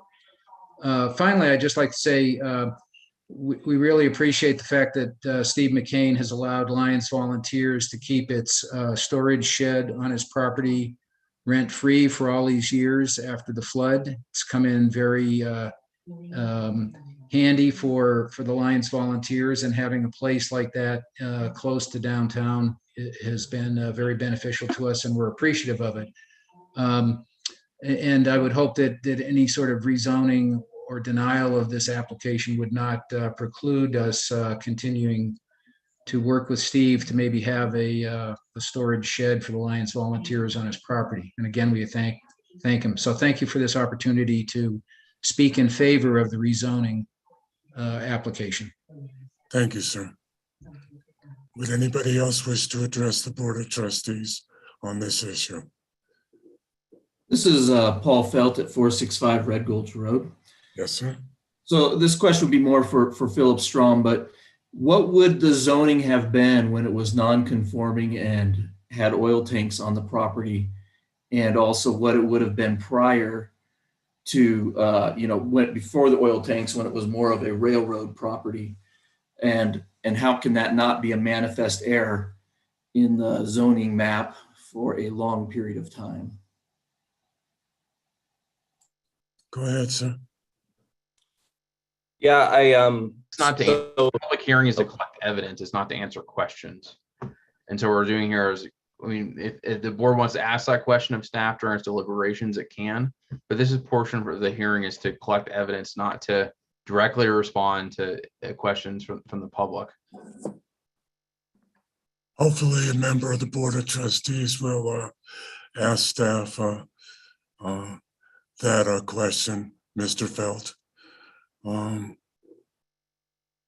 anybody else in the public, is there anything else you'd like to address the Board of Trustees on? No, I just wanted to say thank you, and I also am in support of keeping Steve McCain's property there. They've been a great service to the community for many, many years.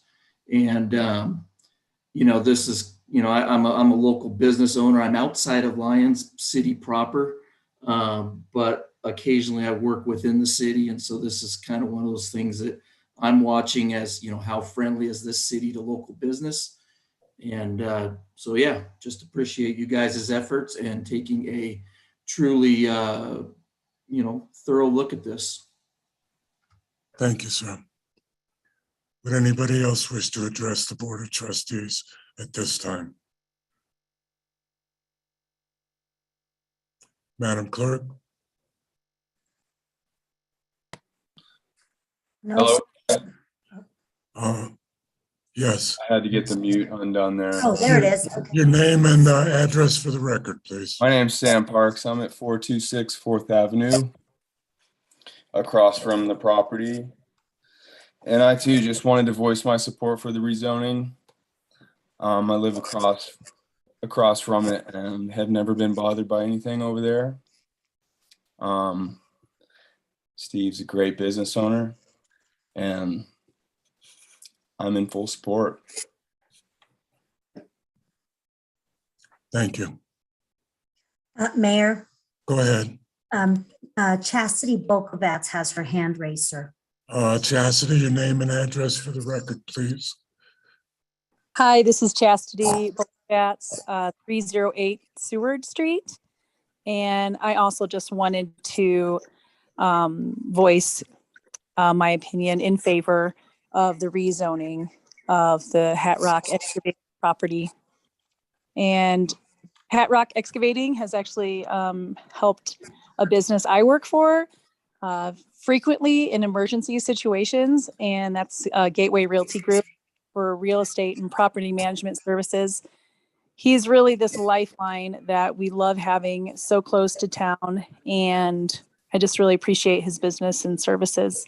So just again, but just in favor of the rezoning of Hat Rock Excavating. Thanks. Thank you. Would anybody else wish to address the Board of Trustees at this time? Madam Clerk? I would. Your name and address for the record. Rudy Putzel, 114 Jade Way, Lyons. And I'd like to support the rezoning also. Thank you, sir. Madam Clerk? No, sir, I don't see anyone else with their hand raised. I'm here. It keeps happening, so Right. that's why I'm hesitating. Your name and address for the record, please. My name is Matt Eckhart. I'm at 540 Prospect Street, Okay. and I'm for it. And I think everybody knows what Steve has done for this community over the years, and the entire McCain family throughout many things. And it helps support my water business that I'm trying to start in this company or this town. And again, just he's been doing it for so long and he's helped so many people. And we don't need to go into all that with it, but I'm just hoping that people do the right thing by him in this town, because we all love this town. Thank you. Thank you, sir. Would anybody else wish to address the Board of Trustees at this time?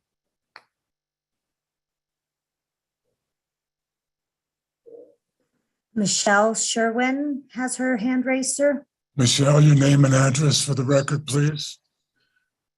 Hi, my name is Michelle Shireen, and I live at 201 2nd Court in Lyons, Colorado. And I too would like to voice my support for Steve McCain and Hat Rock Excavating. They're a valuable asset to Lions and would love to see Lions actually support the local companies. And I support the rezoning. Thank you. Thank you. Jacqueline's iPhone has their hand raised, sir. Jacqueline, your name and address for the record, please.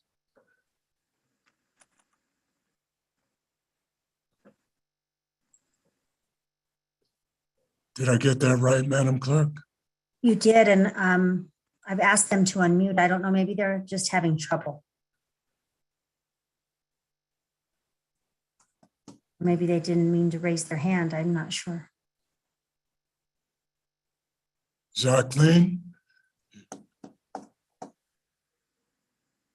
Your name and address for the record, if you could unmute.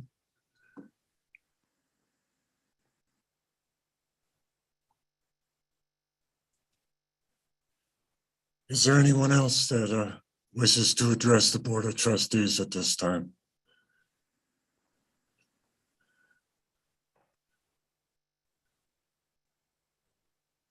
Madam Clerk, are we finally done? I think so, sir. I don't see anyone else. Okay.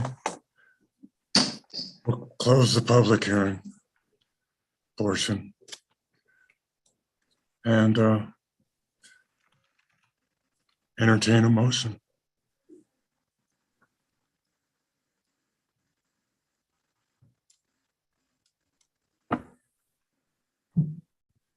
Trustee Waugh?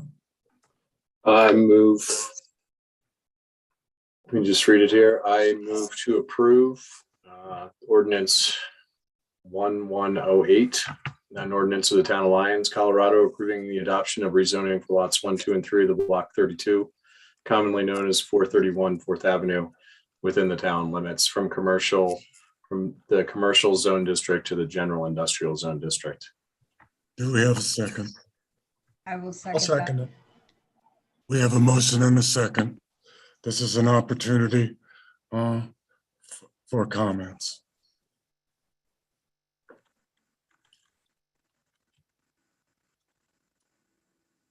Comments?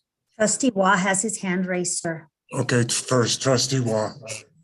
A question for staff regarding the property and when zoning was first established for the property, what was the use of the property at that time? And along the lines of the question that we had in public hearing earlier. The initial zoning established was medium density residential, and the use was the bulk. This was during the bulk oil tank storage.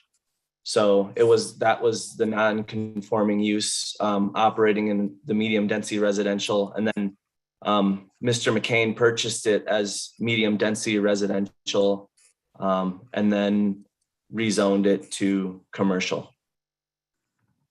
And if I may add to that, the bulk oil storage existed prior to the zoning of the property. That's why it was a legal non-conforming use of the property. Further questions? Trustee Rogan. Thank you. And I'd like to thank the public for participating tonight and for watching and for speaking and for sending all of the information. It's always great to see the public getting involved. My question is, so we talked a little bit about conditions, some potential conditions of approval and some sort of legal agreement about those conditions. I'm wondering what sorts of recourse we might have if those conditions are not met after signing an agreement. Counsel. It's a great question, something I was hoping I could address during this discussion. So if the board does end up agreeing agreeing that this rezoning should be approved, something I would ask as part of that is that that the final decision not be to the following meeting. So way that the final approval resolution with all the evidence gathered by the Board of Trustees could be incorporated into that ordinance. And as part of that process, we would include the conditions of approval that the Board of Trustees would like included in that. And so if those conditions of approval were violated, there'd be a zoning violation enforceable through the general violations provisions of the municipal code. And so that would be the process by which, if you wanted to legally make enforceable those conditions of approval, by which we could make that happen. Otherwise, there'd have to be some sort of separate agreement between the town and Mr. McCain. But I think the easiest way forward would be to make it the conditions of approval, which was actually suggested by the applicant and the applicant's representative in her presentation as well. So that would be my recommendation if the board chooses to approve this rezoning.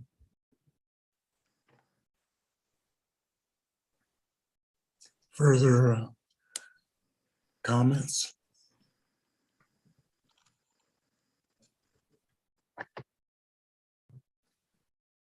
Mayor Pro Tem. Are we on comments or questions? I think we're supposed to be under questions, and so far that we've kind of held to that standard, but it's a discussion period. I actually thought that the process were questions for staff, then the public hearing, then a motion, and now comments, but we can do it however you want to do it. Go ahead, sir. No, I had some comments, but people were asking questions, so I wanted to hold my comments and if we were still in the. Yeah. So I did have some comments, and like Trustee Rogan, I appreciate the number and the sincerity of the public comments. I don't agree with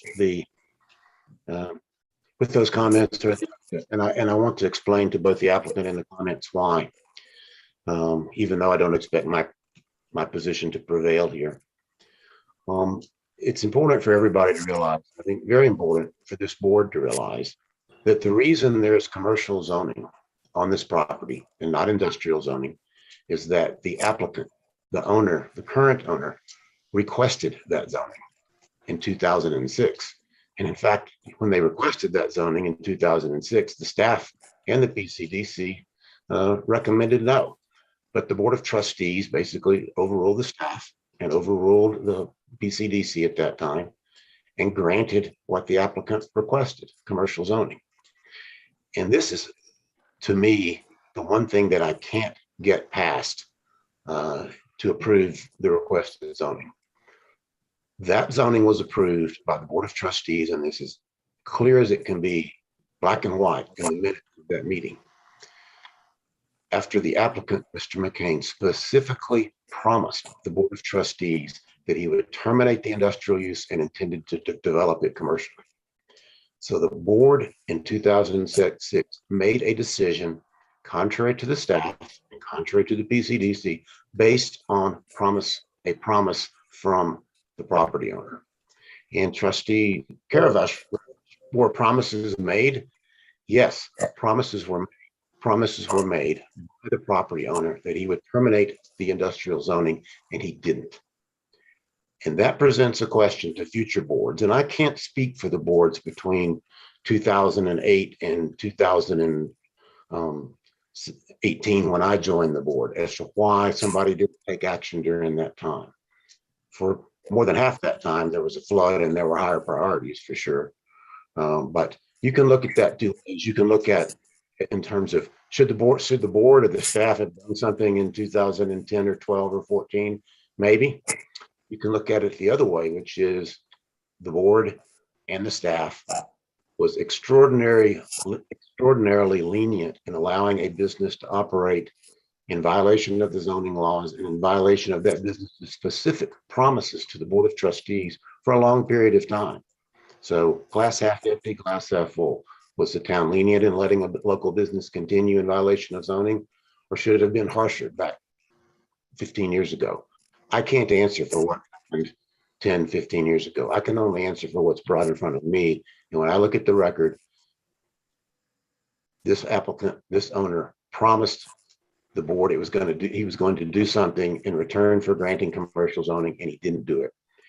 And I can't get past myself the precedent that says I'm coming to the board, asking for relief, getting based on a promise and going back on that promise. That I don't think that's just something that I can't approve. There are other things here. Things have indeed changed in the area of this property since 2006. One thing that changed was instead of a parking lot across the street, there's now a library. It's heavily used by the community, including a lot of kids after school. Another thing that changed was the old 4th Avenue bridge got wiped out. The town didn't have the money to build a new 4th Avenue pedestrian bridge. That was not on the list of funded projects that we could identify ways to build when I joined the board in 2018. We only found, through some great work by the staff, the ability to replace that bridge under what's called a Safe Routes Through School grant. So the two changes that have happened, and it's going to be on a sidewalk going right by this property. And I did commend the applicant for, if this is approved, as I expect it will be, making some changes in the property use and fencing to limit the impact there. But if you look at changes in the area since the commercial zoning was granted in 2006, there have been a couple of changes, but they don't support the applicant's position. Changing from a parking lot to a library and from a street with an old bridge to a specifically funded Safe Routes to Schools grant is not a change that supports this application. It argues against it. It clearly does not fit the plan. We're about to launch the comp plan process, and these pre-meetings with the public. We want you to get involved. We're spending a lot of money on it. And it's in the administrator's report that the initial how do we get the public involved process is underway.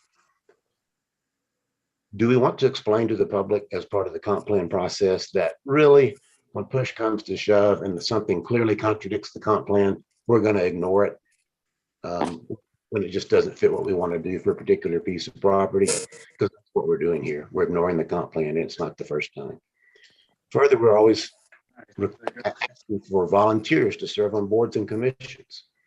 We have a lot of volunteers on the planning commission, which is probably the most important commission to the board, perhaps with the UEB, because it's statutory, it has statutory responsibilities. The planning commission, staffed with volunteers, with careful consideration of the detailed staff presentation and the applicant's presentation, voted unanimously to deny this application. So what does it say to citizens who want to serve on the PCDC that if they make a unanimous decision based on extensive presentations of evidence and history, that the board is going to reverse that? I don't think it invites it really welcomes participation on the PCDC. This clearly does not meet the criteria for rezoning as outlined in the staff presentation, and I won't go through that again, but they went through this very well. It doesn't meet that. Is this spot zoning? I think it is. We've received legal advice that I don't want to go into on the public record about the risks of spot zoning in terms of both the town potentially winning or losing a lawsuit and the costs and legal fees the town could be subjected to if this board puts the town at risk of a spot zoning suit. I'll just say it's happened in many other municipalities that they've had to defend spot zoning suits. There's been a lot of concern expressed from time to time in various pieces of litigation that the town's been involved in about the amount of legal fees, and we're exceeding our legal budget and how much we're spending on lawyers. It is absolutely inconsistent to express continuing concerns about the amount of legal fees and putting the town at risk in court cases and approving something that can be attacked as spot zoning. If you don't want the town to be at legal risk, don't approve this application. And finally, if this town is serious about planning and zoning, as I said once before, you don't have to. The town can basically just go property by property and decide what uses work for whatever reason for a particular property. That's how it's done in Houston, Texas. It has no zoning laws. You have giant luxury condominiums located next to filling stations. It works in people that live there know that. Does it work in Lyons? We've made the decision to have zoning laws.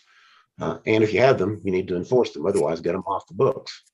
But in terms of general community planning and zoning, the idea that an industrial property using heavy equipment should go next to a safe routes to school sidewalk across the street from the library and cat a corner from the municipal park just doesn't fit the way zoning laws are supposed to work. It doesn't. That makes no sense. But I understand the board's going to do it anyway, unless people change their mind. I cannot in good conscience vote this, and those are the reasons why. If it does pass, I think the Attorney Duttman's suggestion is very well taken, that the final adoption of the resolution should include references to the commitments to lessen the impact on the safe routes to school route. And so I would be in favor of that. Those are my comments.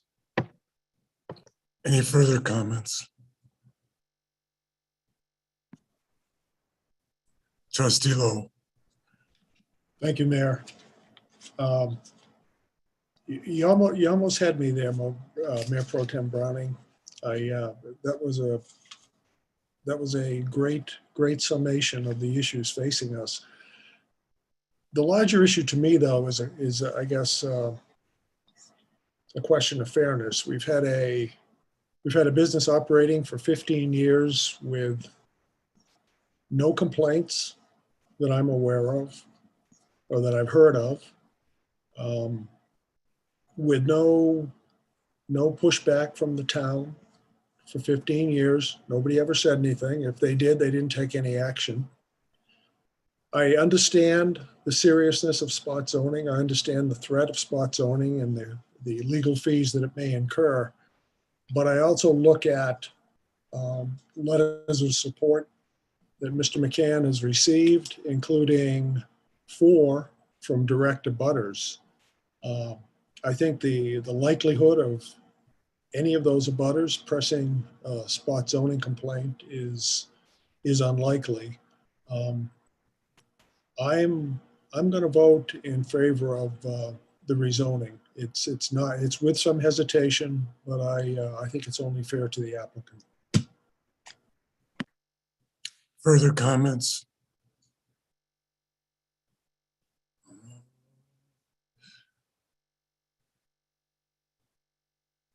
The Trustee Waugh had his hand up.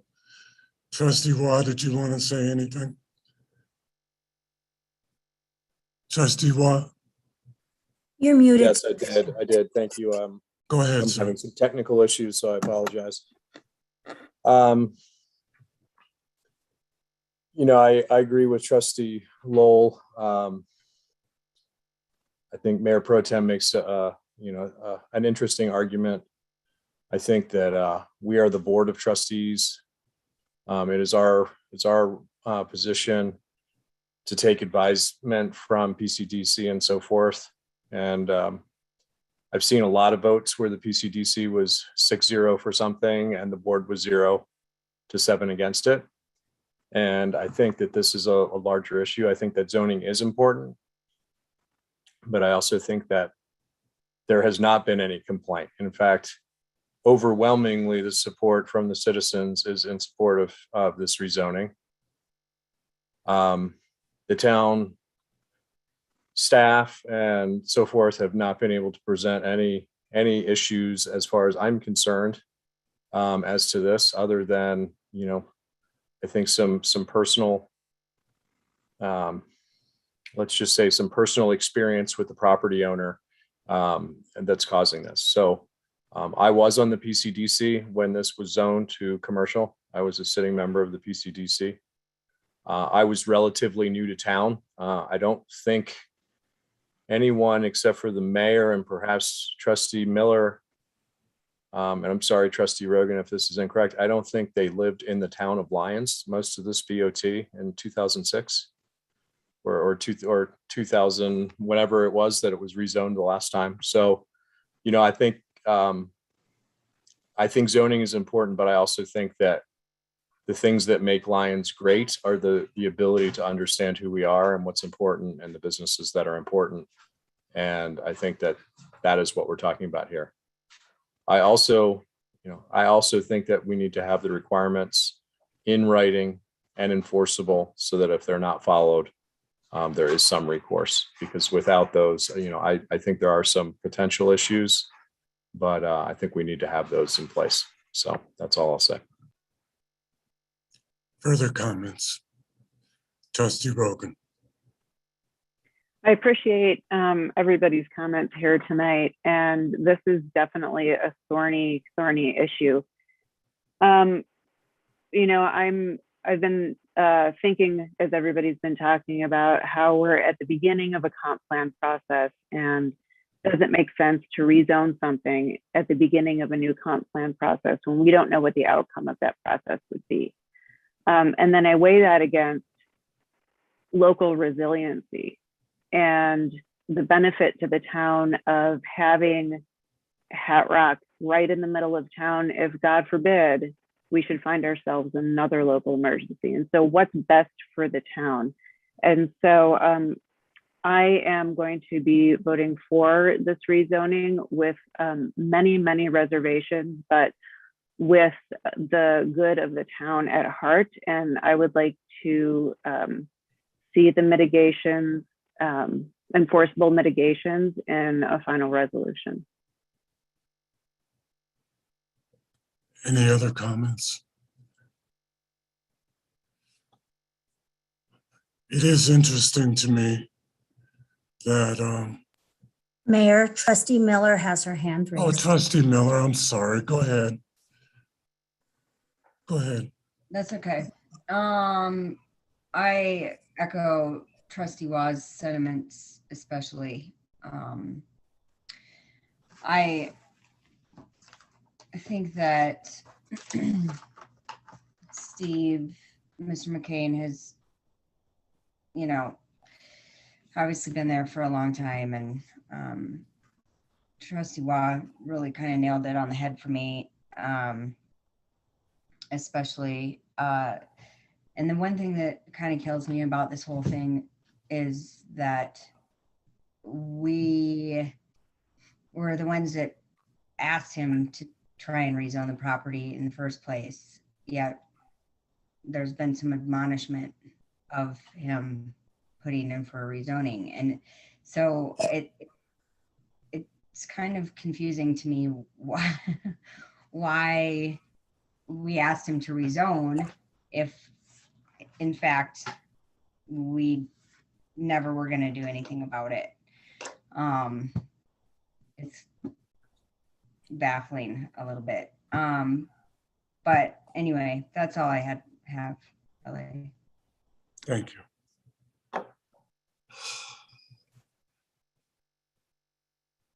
This is very difficult because I was taught a long time ago that the people are the boss, and I haven't heard one negative thing said today about this proposal before us. I understand zoning laws, but I also understand that the Board of Trustees has the prerogative and the authority to pass this or reject it.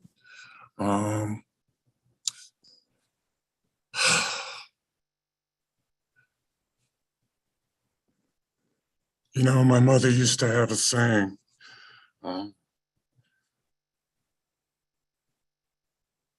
the angels and all the saints are in heaven. This is the planet Earth. Nobody's perfect. People have made mistakes. People haven't done things properly in the past, along with the requirements regarding the site. I would like to add that none of those violations take place in the future. That's all I have to say. Are there any other comments? We have a motion and a second before us. I'll call for the vote.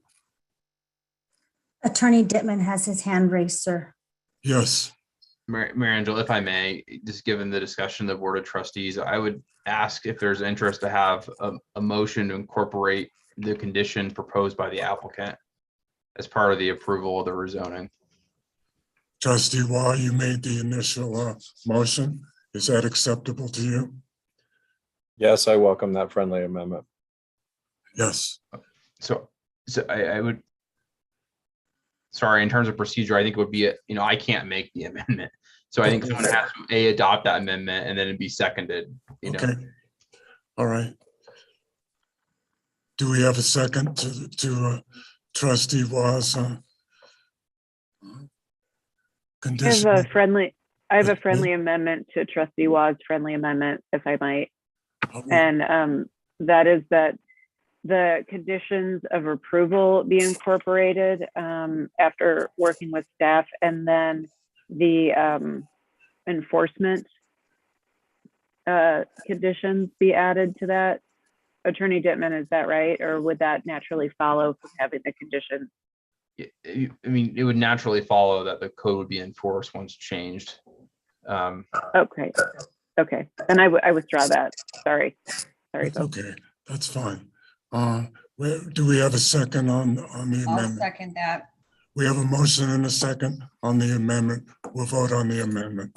Madam Clerk. Mayor Angelo, Aye. Mayor Pro Tem Browning, Aye. Trustee Lowell, Aye. Trustee Carabas, Aye. Trustee Miller, Yay. Trustee Waugh, Aye. Trustee Rogan. Aye. The amendment passes unanimously. Now we'll vote on ordinance 1108 as amended. Attorney Dittman. My apologies, Mayor Angelo, because this is a complicated one.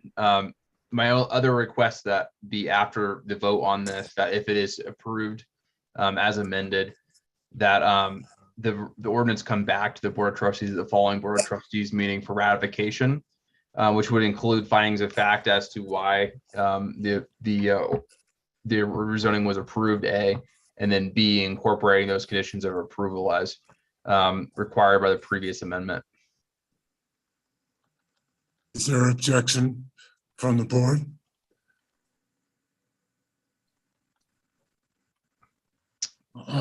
Is that an amendment also, Counselor? No, I just wanted to make sure that this approval is, everyone understands that would be the process by which we would, the board would give its direction on approval if that's what the board intends to do. And then an ordinance would come back for ratification at the following meeting, which would incorporate both the conditions of approval and the findings of fact as to why the ordinance was approved. As you may notice from the ordinance and included in the packet, it doesn't include those findings of facts because they're for you as the Board of Trustees to make, not for staff. And so, so are we voting? This is what I want to know. Are we voting to approve ordinance 1108 as amended tonight? yes, but then I'll come back for your final approval in its final form for ratification at the following meeting. That's fine. Okay, I'll call for the vote, Madam Clerk. Mayor Angelo, Aye. Mayor Pro Tem Browning, No. Trustee Lowell, Aye. Trustee Carabas, Aye. Trustee Miller, Yay. Trustee Waugh, Aye. Trustee Rogan. Aye. Ordinance 1108 passes by a 6-1 vote and will be brought forward at the next meeting for final approval.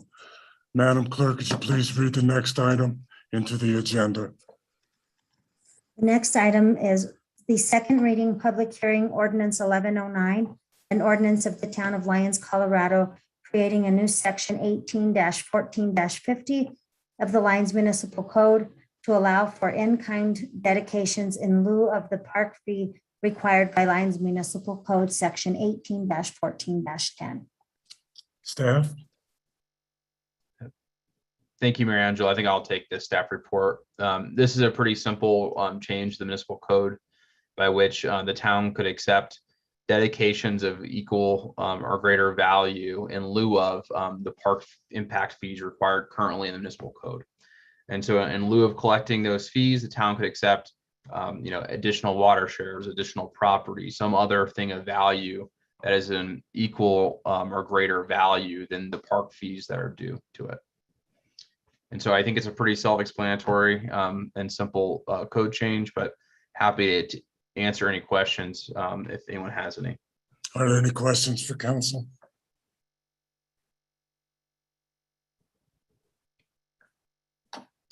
I'll open the public hearing to hear any comments from the public in regard to ordinance 1109.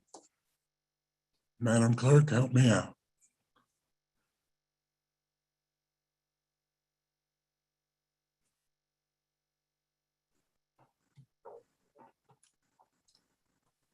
I don't see anybody. I don't see any hands up, sir. Okay, I'll close the public hearing and open it up, entertain a motion. I'll move to pass ordinance 1109. Do we have a Second second? reading. Second. We have a motion and a second for approval of ordinance 1109. Are there any comments by the board? Trustee Lowell? You know you were going to hear from me on this. Absolutely. I'm a little upset that we're actually changing a town ordinance for what to me seems a specific purpose of accepting 3 subpar building lots from Summit Development. I've heard the argument by staff that we could possibly sell these lots at some point in the future if we could find the grant money to remediate them. And that the sale of those lots would more than compensate for the $34,000 or $35,000 that we're forgiving Summit. I find that argument disturbing and that it lacks any foresight and, to me, common sense. I don't see how those lots are ever going to be remediated once Summit builds the houses around them. I also find that it's not practical to suggest that those lots can be remediated without all 5 of the lots actually being remediated according to the 2017 plan that was already permitted. So I don't necessarily disagree in accepting in-kind dedications from developers, be that water shares or property for park space, for example, or even in-kind services like, I don't know, excavation or landscaping or something like that.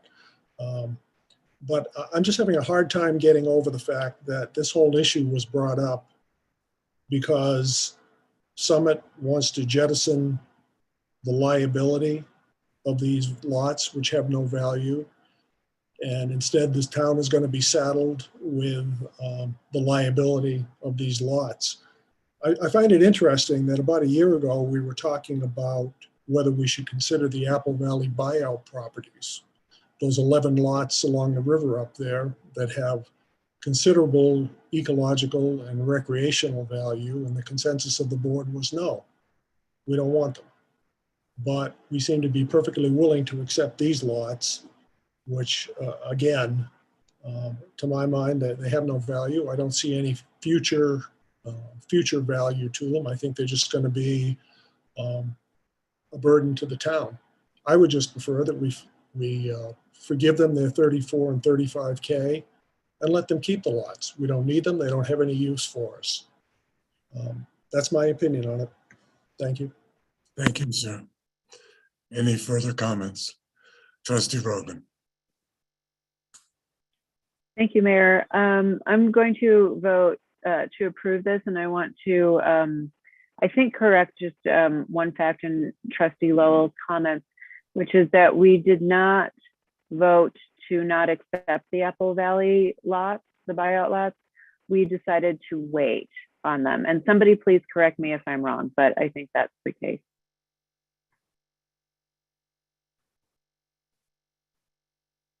I'll be honest with you, Trustee Rogan, I can't remember. I worked on that when I was on the PCDC, so I became really involved. I mean, reading the Boulder County information in the packet, it's still on the table. You know, it's still on the table. Mayor Pro Tem, did you have a comment? Yes, but first, let me say, I agree with Trustee Reagan. That was what we specifically voted to delay that for 2 years. And so no decision was made one way or another on those. But with regard to what future value these lots have, let's be clear about why not only these lots, but land in the vicinity of these lots was not remediated after the flood, while many other pieces of property in town were, including the town's property next door that we just got through doing the remediation on. I guess it was last year, earlier this year. Various property owners and coalitions did all kinds of remediation all along the river after the flood. The reason it didn't get done here was that the prior property owner refused to participate. If they had, maybe we'd have a beautiful riverbank and these lots would be worth a lot of money right now. They're not at the moment. They don't have a great value because they're not really buildable in their current form.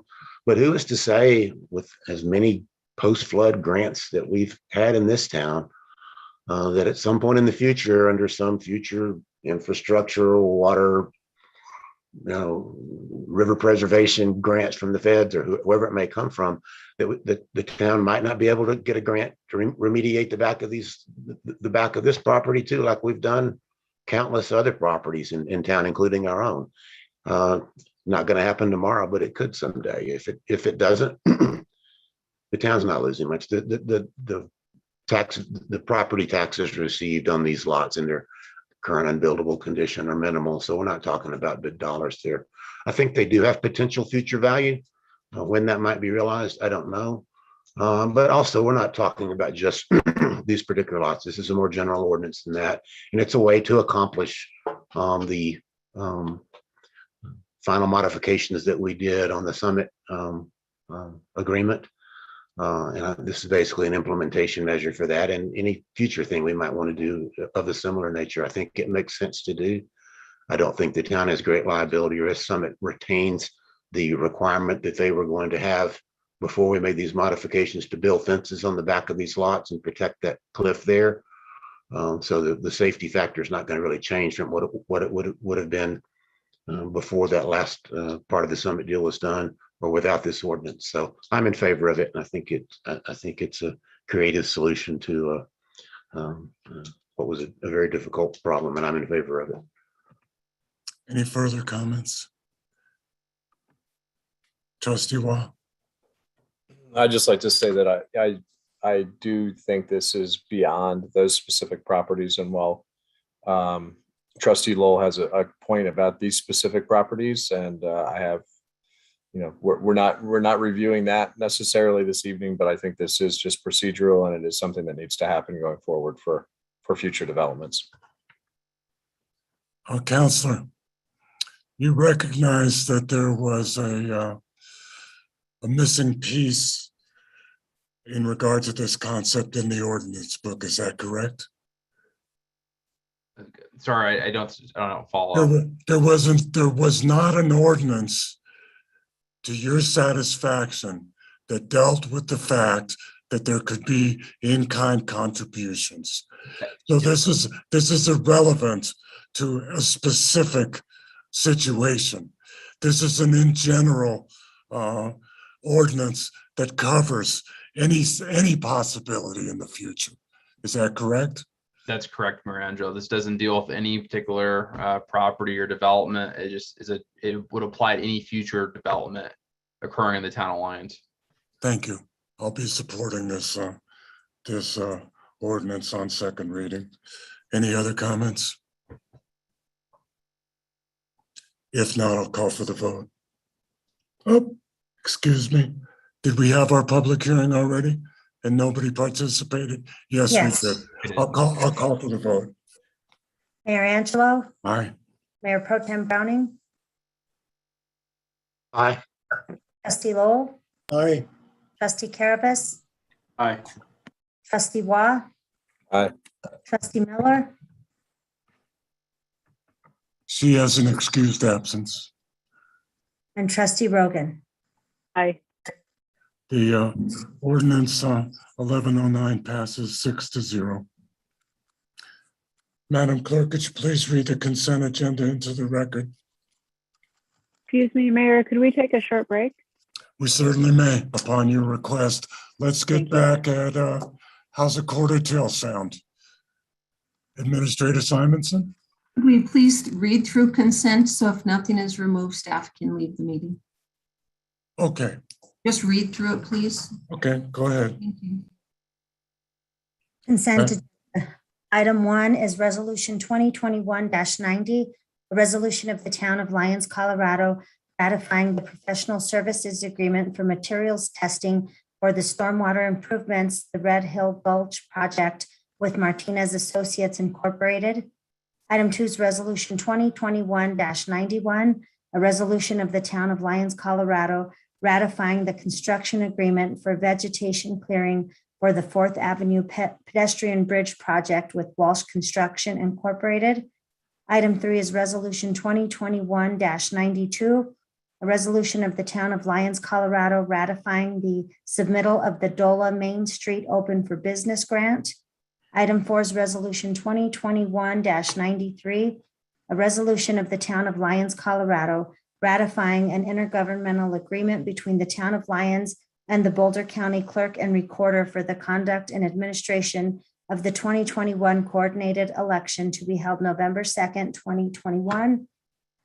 The next item are the September accounts payable, then the August 16th, 2021 Board of Trustees meeting minutes, and then the August 23rd, 2021 Special Board of Trustees meeting minutes. Do we have a motion to approve the consent agenda? So moved. Do we have a second? Second.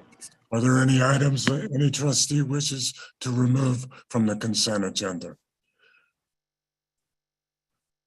Seeing none, we'll vote on the approval of the consent agenda. Mayor Angelo, Aye. Mayor Pro Tem Browning, Aye. Trustee Lowell, Aye. Trustee Caravas, Aye. Trustee Miller, Yay. Trustee Waugh, Aye. Trustee Rogan.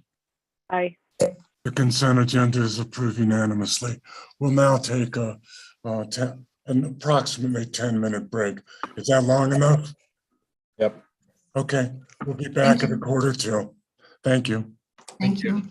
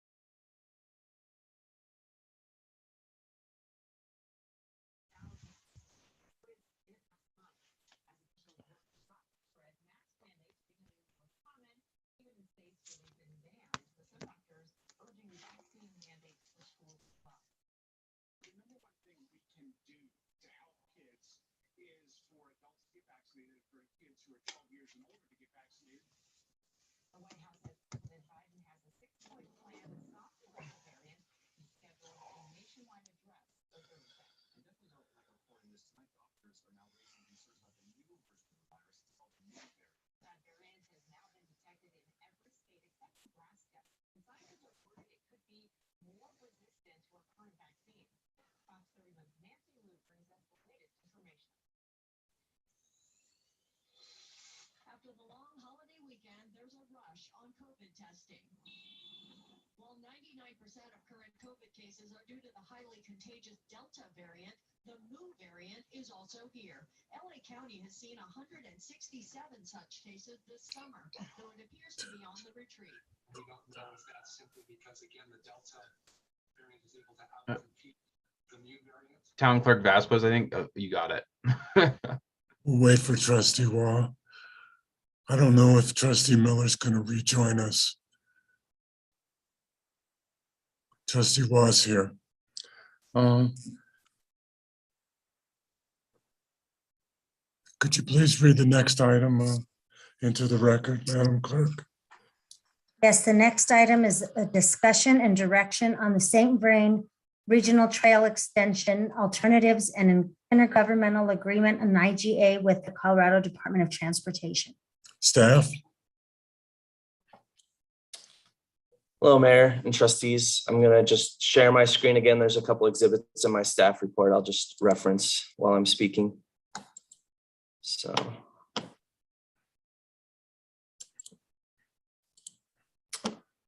Okay. So last board meeting, I presented and gave an update on the St. Vrain Regional Trail Extension. Tonight, I'm returning just on another update and to follow up on a couple requests that the board had.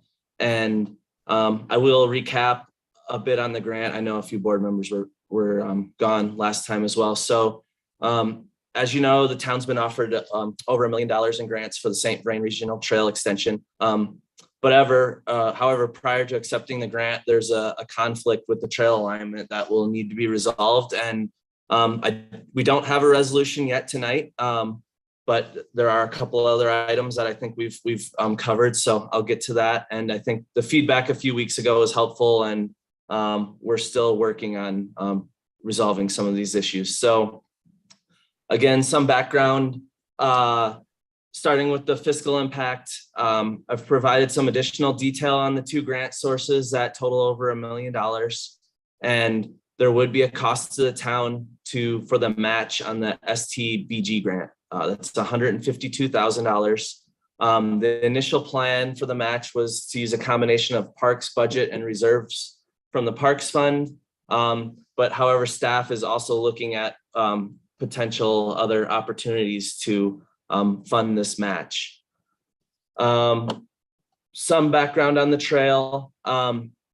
It's a 3,500 foot long multi-use path on the south side of 66 between McConnell Bridge and ending at US 3666 intersection. The trail would run east-west along the corridor that was formerly owned by the BNSF Railroad. So this shows the corridor, and this shows a typical section of the trail. Historically, this trail has been in plans with Boulder County for over 40 years. The goal is to create a safe, functional, and off-street connection between the downtown Alliance and the Eastern Corridor, and eventually connecting to the city of Longmont. The off-trail could also be functional to the Public Works and Public Parks Department. This would allow them to drive some smaller vehicles into town rather than trailer the equipment or store the equipment at the Public Works garage in town, which isn't really the long-term goal for storage of that equipment. Additionally, the Eastern Corridor, the current developer Generator Development is there, and there's potential for annexation soon as well for other developers who have really expressed interest in being able to connect the Eastern Corridor to downtown. The town has included goals of a regional trail in their long-term planning efforts, and this aligns with long-term planning efforts between Boulder County and neighboring communities as well. And some other history for this project is in 2018, this trail was awarded from a grant from Colorado Parks and Wildlife for the same trail project. And the trail was progressed to 100% design, but unfortunately, due to the same conflicts that we're working through today in the alignment, the trail did not continue into construction. So I think, again, this trail will end at the 36 and 66 intersection, but there is future plans for Boulder County Parks and Open Space to continue the trail west to Longmont. This photo shows the underpass when the bridge was designed to accommodate this in the future. And I think there are significant issues that will have to be resolved before this trail will go to Longmont. But I think the current project will be a major step in just getting multimodal connectivity between the town and the eastern limits of town or the eastern corridor. So this shows kind of long-term plans from a Boulder County transportation master plan. We have coordinated with businesses that will be impacted, Blue Mountain Stone and Spirit Hound.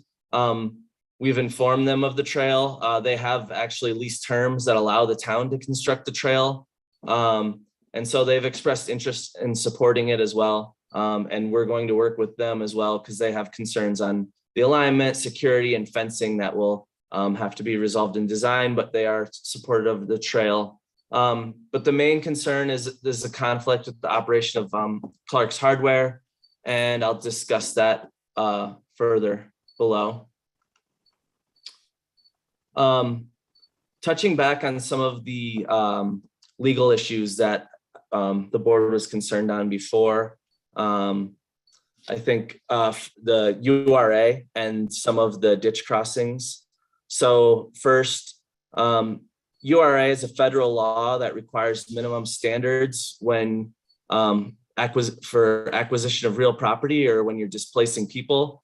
CDOT is administering the grant from the town, so they ultimately determine, what these requirements would be, and they also have extensive experience with URA. So we did reach out to CDOT, and regarding URA, they do believe that if the lease with Clark's was amended, that would trigger URA. They felt that due to the long-term of the lease, it goes through 2043, that the URA process should be followed. So what that means is that there's a required process that we need to negotiate with. And, it's made to ensure that there's fair compensation made with these agreements. So, but this process cannot start until we have the grant agreement awarded. But for now, we did talk to CDOT because, we can have discussions with the leasee to discuss, would they be open to a lease amendment? What sort of, compensation or what sort of, requirements would they have to amend the lease? But specifics on compensation can't be completed until the property interest is really defined and valued through the URA process. But we can at least have the initial discussions to understand where they're at in the position. And so then additionally, I would like to just touch on ditch crossing agreements. And so again, the town owns the property that will be constructing the trail and the bridges on, but the ditches do have prescriptive easements on the town-owned property. And a crossing agreement is the process that I would describe as like a building permitting process or development review process for these ditch companies. So they charge a fee to recover costs for their administrative, legal, engineering reviews of this. And then we also confirmed that with CDOT that this process does not fall under URA. However, these costs would be eligible for reimbursement under the grant. So I guess, again, going back to the agreements, the cost and timing really varies. Each ditch company has their own process for this. we're anticipating it could take up to 6 months for some to, finally execute the agreement between working through the draft with their attorney, working through design reviews. I think that's conservative, but it could be very realistic as well. And we have reached out to all the ditch companies to get this process going. And I'll touch on some of their feedback here in a little bit. So I think, again, the biggest concern is the issue with the existing lease. So this map shows the leased property. The yellow is the town-owned corridor. The red is the leased property by Clark's Hardware. This next map zooms in a little bit. So this is their property. In the green, the red is the town property that's currently leased to Clark's through 2043. And this is a storage shed where, they're storing materials and go back and forth, bringing materials into the more retail space up front. So below shows a potential alignment for the trail. I think, this is something that will, impact their operations, and we just need to work with them to see what compromises both we can make or they would be willing to make to construct a trail to ensure that their business to continue to operate. And, we may have to include some mitigation measures, and this could be fencing, lighting, paving some of the area just to ensure that they can continue to operate there. And this is something we're continuing to work on. We're still in discussions. And so do not have a resolution for this tonight. Just wanted to let you know that we're still continuing to work on this. As far as some of the supply ditch prescriptive easements. So again, we'll need to execute crossing agreements with these ditch companies. There's 3 supply ditch companies that will be crossing with this trail: Highland, Rough and Ready, and Palmerton. And again, these crossing agreements are eligible for reimbursement under the grant. There's actually a $100,000 line item for the legal agreements / bridge crossings. And the ditch companies require an initial fee to even get started, to have conversations with them on this. So again, we would need to have the grant executed before we could have the funding available to start to enter into these agreements and have it be reimbursed. We have contacted all 3 of the ditch companies, and I would like to note that in 2020 with the EDA Eastern Corridor, we did complete crossing agreements with all 3 of these companies. It was a utility running under the ditch, a little different, but it was a crossing agreement with each company. And so Highland is one of the first companies we've reached out to, and we've been in contact with them for months on this trail. They were involved in 2018 as well. We actually started the crossing agreement process with them. We spent approximately $10,000 working through this crossing agreement. We're hoping we can continue to utilize that prior effort to reduce costs, but it could be up to $20,000. And again, this would be reimbursed by the grant. We spoke with Highland superintendent. He's not opposed to trail crossing, but obviously there's a process. They can't guarantee, they're not ready to approve a crossing right now. There's a process that needs to go through for this, but they're not opposed to it and believe, we can get through it together as long as we go through the fee and take all the steps. Additionally, we've talked to Palmerton's secretary treasurer, and they've met with their attorney to discuss the crossing agreement, and they're actually preparing a draft for the town to review now. So that's good. And skipped over Rough and Ready. Again, we worked with them in 2018. At the time, they had estimated about $3,000 for the crossing agreement, but that was canceled when the project was canceled. But we have been in contact with the president of Rough and Ready, and they're willing to enter into a crossing agreement as soon as the design would be finalized and the crossing agreement fee is paid. So again, I guess last, just one other thing to note is that if, we should choose to pass up this grant, probably the next cycle would be applying for it in 2024. We'd be looking at 2026 or 2027 for actually implementing the project. Staff is still continuing to work to, resolve, I think, the main issue with Clark's. So don't have an answer for that tonight, but I just wanted to provide an update on, some of the crossing agreements and legal concerns we had last time. And I'm happy to take any questions.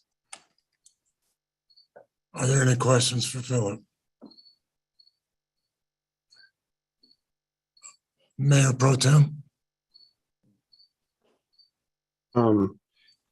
It wasn't clear from the memo, so this, I'm sure what you, I don't know what URA stands for in the federal act, whatever the federal act is. Universal Relocation Act.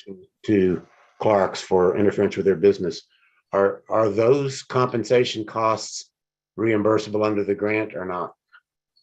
Yes, they would be. I think the concern would be that URA has a specific calculation, like I've worked in it in the past, where this is a little different because it would be potentially like business impacts to the lease versus when you're acquiring land, which, is just a straight, appraised.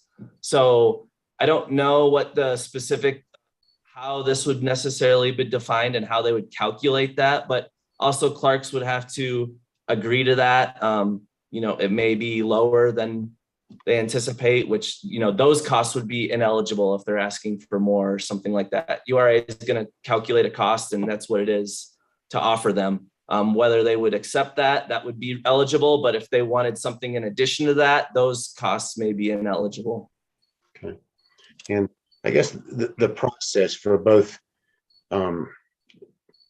negotiations with Clark's and also with the ditch companies, is it anticipated that those negotiations will be like the first item of business if we approve this in the grants and we sign the IGA, that gets done up front? Because that was part of the issue last time, is that a lot of other money got spent, and then we came to the point where we couldn't get anything done with Highland. So will this be tackled as soon as possible, up front to the extent possible? Yeah, and that's what staff's been working with now, is to get the intent of the ditch companies are on board. The business, we don't have that yet. And, we want to just have their intent of, yes, we would move forward with this. We were not opposed to it.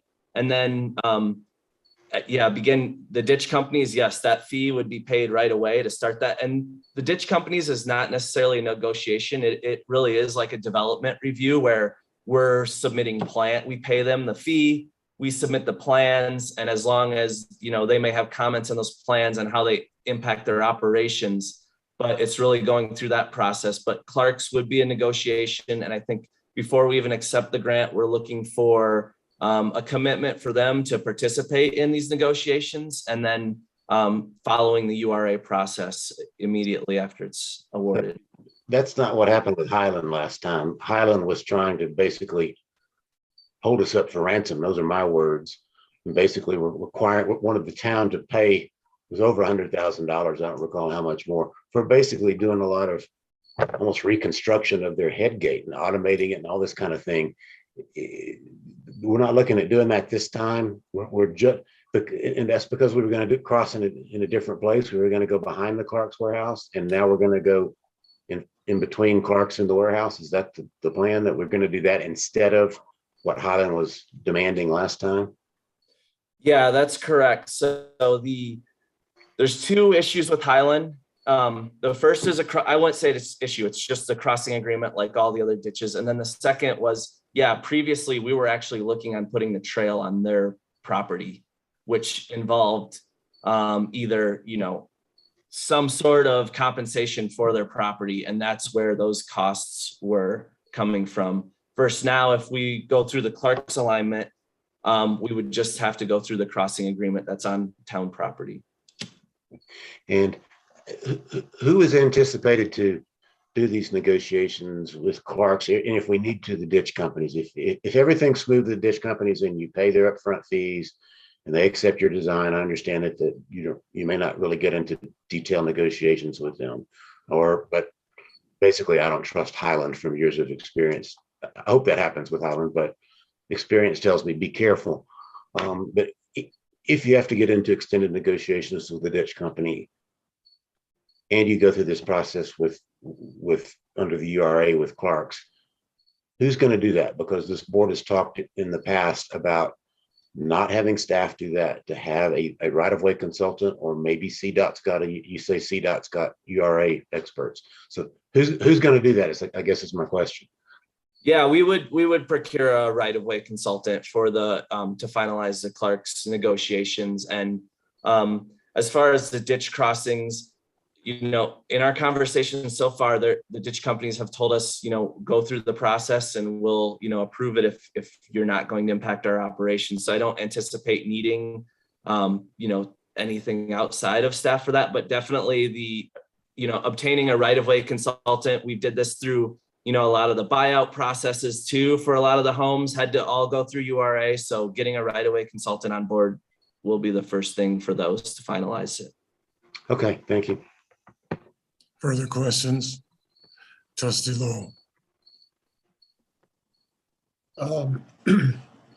So it looks like the trail is going to end at the bridge, but the picture you showed shows an easy access underneath the bridge. I said before when we were discussing this that it sounds like a trail to nowhere, but now that I've seen the bridge and the possibility of the trail going under the bridge, I'm all for it. As a biker who came very close to getting flipped off by cars riding that route all the time, this is a great safety issue. But let me ask you, is it possible to have the trail go under the bridge to the east side and then have some sort of a switchback to allow bikers coming off 36 or 66 to get under the bridge and onto the trail? Could that be included in the trail plan, or is that a non-starter? So with the trail plan, we are essentially stuck with what we applied for the original grant with, which was based off the former trail, which I would have to assume that scope of work maybe came from funding, was limited because of funding. I'm not sure why that extent was made. And we just basically reapplied for a trail that we already had designed. So we're kind of stuck with what we were awarded for the grant without, getting it too messy and going back. And I guess, I don't know if we can change the scope at this point with the funding agency. But I think the developers are very interested in this area of, making this final tie-in. And I think if we can, continue to work, we've had those conversations with Paul Tamburello and Generator, and it would be a lot easier connection if we're to that point and just adding on that last bit, that last, mile or whatever they call it. So. Yeah, I think you'd probably find support for that. I have no idea what the cost would be to both continue the trail under the bridge and then to have it sort of loop back up onto the roads. But yeah, I think you're onto something there. Thank you. Further questions? Number one, Clark's on board. Number two, and let whoever needs to do the final negotiations and cost analysis handle it. But they're on board. We have additional funding options. Administrator Simonson and I went over this with a fine-tooth comb. We can apply to Boulder County Transportation. There are 4 or 5 other entities, including one I consider classic, Rails to Trails. I mean, that makes perfect sense. I think that we have the capability, if we show Boulder County that we're taking this trail to 36 and 66 basically, that we can add impetus for them to extend it and help us extend it.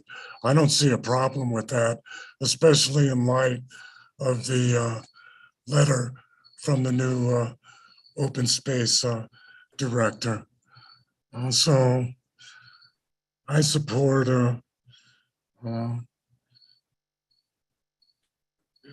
making the decision to accept this grant and move forward by resolution at the next meeting. Trustee Rogan. Thank you, Mayor. I support it too. And just to Trustee Lowell's comment about looping up and back, Think Generator has been or will be soon in talks with CDOT to make that intersection safer, is my understanding. And so I think it would be a great opportunity for the town to collaborate with Think Generator.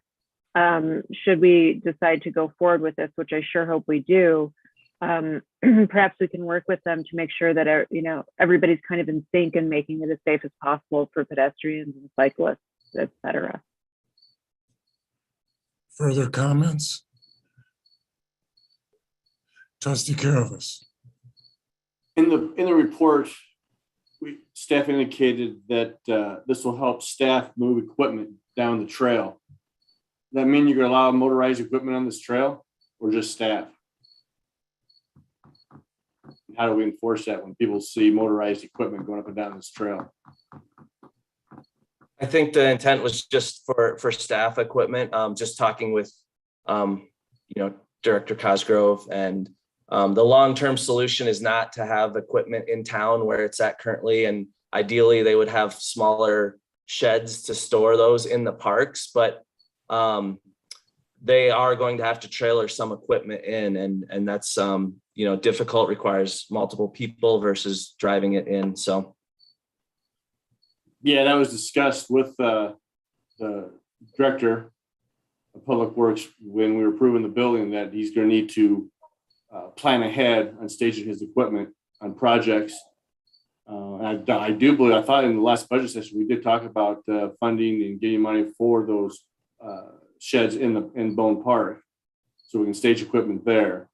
I just have a concern when we just had staff telling us that having motorized equipment coming from a business and a rezoning issue is dangerous, and we're going to have equipment on a trail that we want people and their kids on. It's just kind of but I understand. I mean, I've hauled equipment all over the place, all kinds of road situations. So I get it and probably need to do it, but it's just I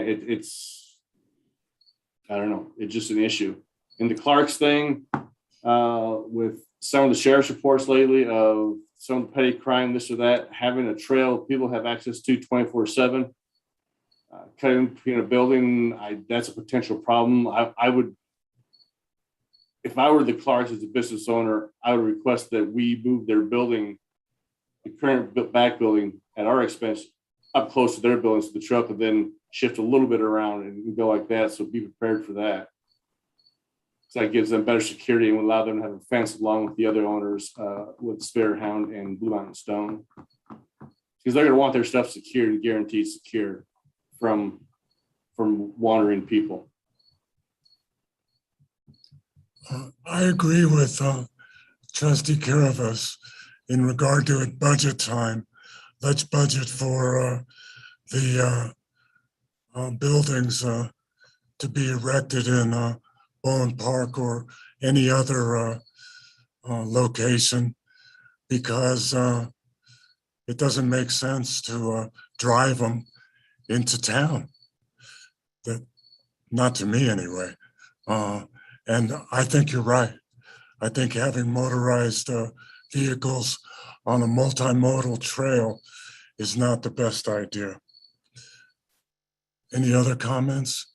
Would anybody mind, since the county's online, for them to speak to the Board of Trustees at this time?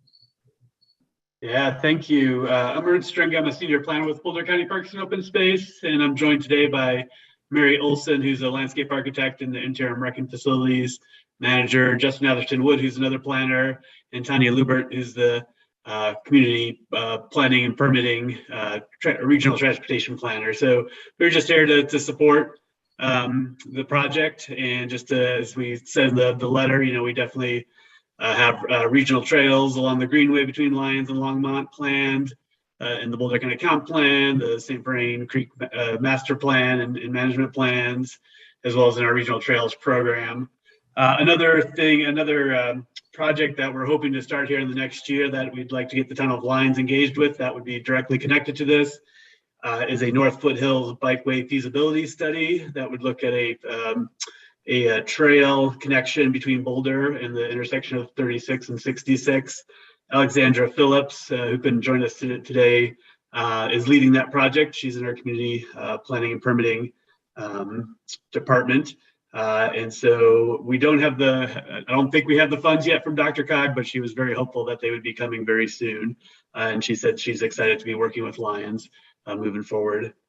So yeah, again, we're just here to show our support and to hear your plans. And if you have any questions for us, we'd be happy to answer them. Thank you. Justin, do you have anything to add? I don't really have anything additional to add. Just real excited to see this momentum from the town, and I think it'll help also build momentum for constructing more trail in the unincorporated part of the county. Thanks for having us. You bet. Mary, do you have anything additional to add?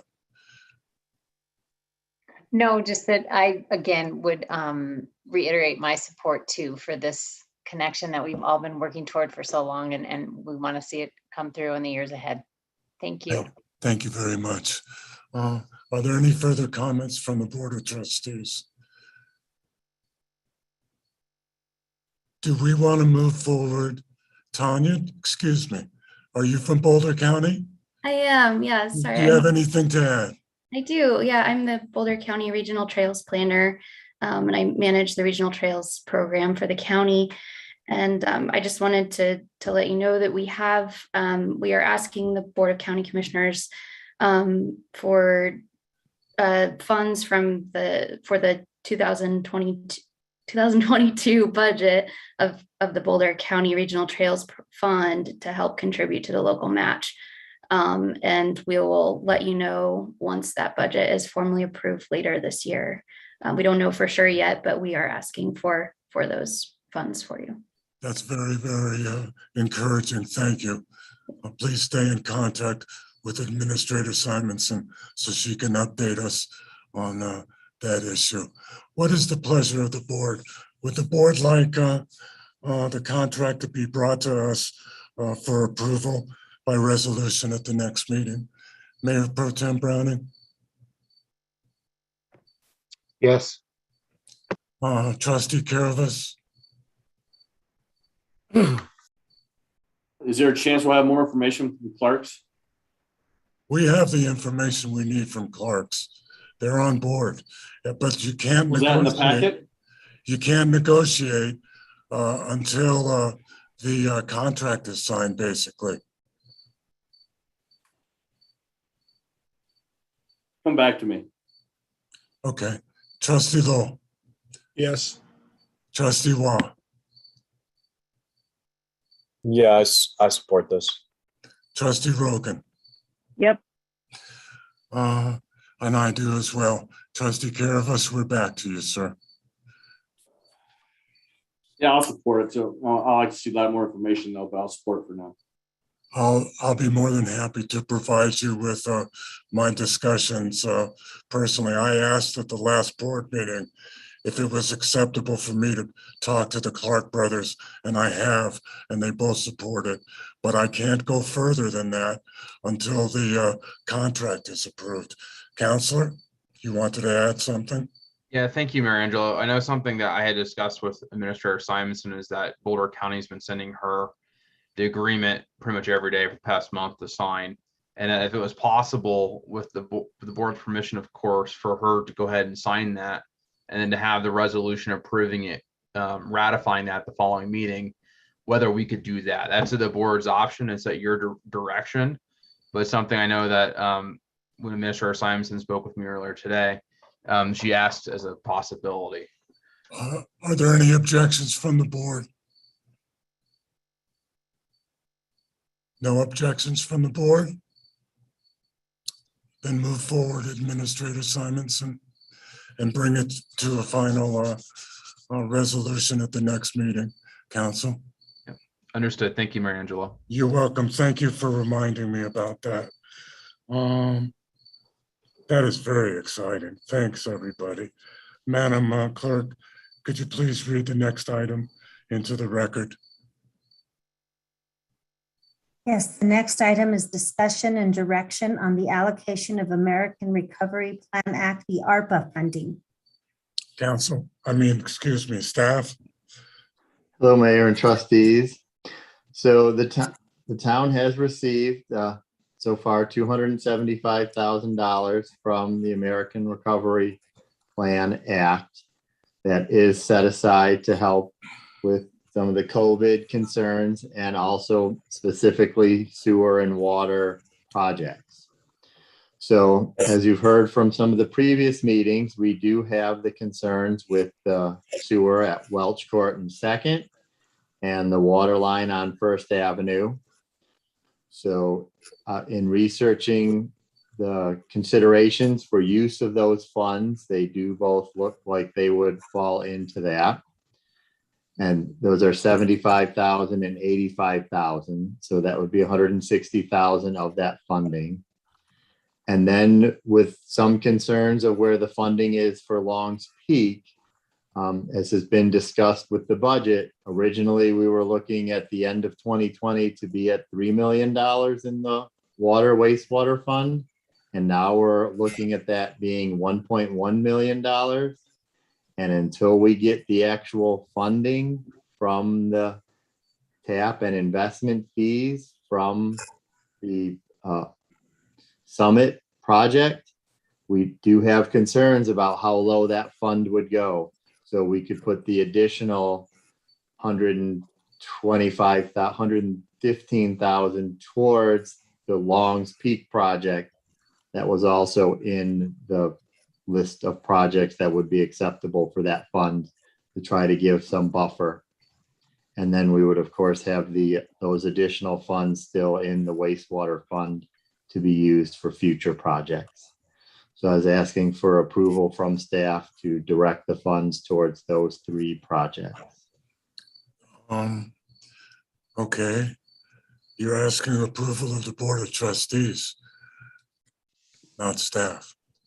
Oh, sorry. That's Yeah, okay. correct. That's okay. It's getting late. No, I know it is. I know it is. Any additional questions for Director Kaplan? I certainly have no objections. Approval, Mayor Pro Tem Browning, your position? Yes, I'm in favor of this use of the funds. If we're going to take a formal vote, I would abstain because I live on First Avenue. But if it's just general direction on spending federal infrastructure funds on 3 water-related projects, yeah, I'm in favor of putting it in infrastructure. Trustee Caravas? Yes. Trustee Lowell? Yes. Trustee Waugh? Yes. Trustee Rogan? Yep.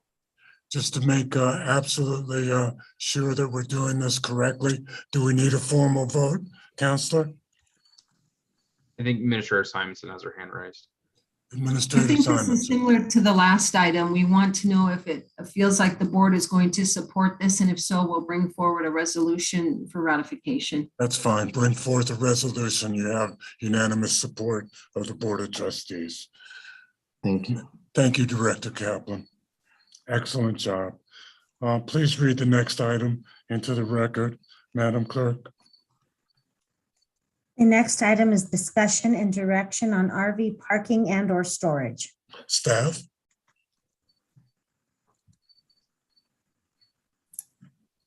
Hello, everybody. I'm Yanni Jones. I'm a historic preservationist and planner for the town of Lyons. I'll be presenting the staff report on this item for you. So the Board of Trustees had requested some information related to possible RV storage locations in town. So I have in your staff report some information about uses in different zoning districts. The use of RV storage or long-term vehicle parking like that is not directly addressed in our use tables in our municipal code. So I've identified two different uses that could be considered aligning with that intended use. And those are the use of campgrounds, which is defined as an area established, maintained, operated, or used by a public or private entity for temporary occupancy of recreational vehicles, tents, or other camping equipment. So this is allowed in the Commercial Eastern Corridor zoning district by special review and in the Parks and Open Space zoning district by conditional use review. Additionally, public or private campground for temporary parking of travel trailers, campers, etc., is allowed by conditional use review in agricultural districts. So the second use that could be considered for this is parking lot, which is defined as, of course, off-street parking area for vehicular use. And parking lots are allowed in the commercial zoning district and general industrial zoning district as conditional use, and as a conditional use in parks and open space. So I've also included some information for you about the deed restricted buyout property lots. So our licensed lot manual discusses how RV use is prohibited on the licensed lots themselves. So those are those lots that are set aside for licensure from neighbors of the abutting properties. However, the FEMA Property Acquisition Handbook does describe that non-commercial temporary open storage of vehicles that are easily removable, such as recreational vehicles, is allowed as an open space use on their lots. But it should be noted that we'd have to get permission from FEMA to do that use on their property or on these FEMA buyout properties. I have outlined a number of possible options, but it's not a comprehensive list at all, of course. So I'll just kind of run through those with you. So the first option is that a private business could pursue this use on their property. For example, Paul Tamburello has expressed interest in pursuing this use for his parcel at 4651 Ute Highway. It is zoned A1, so it would align with that campground sort of use. It's 4.18 acres. Unfortunately, it looks like the changes to my document didn't save. There is another property owner who has considered this use as well. And I can't recall the name of the person, but Administrator Simonson can add in info.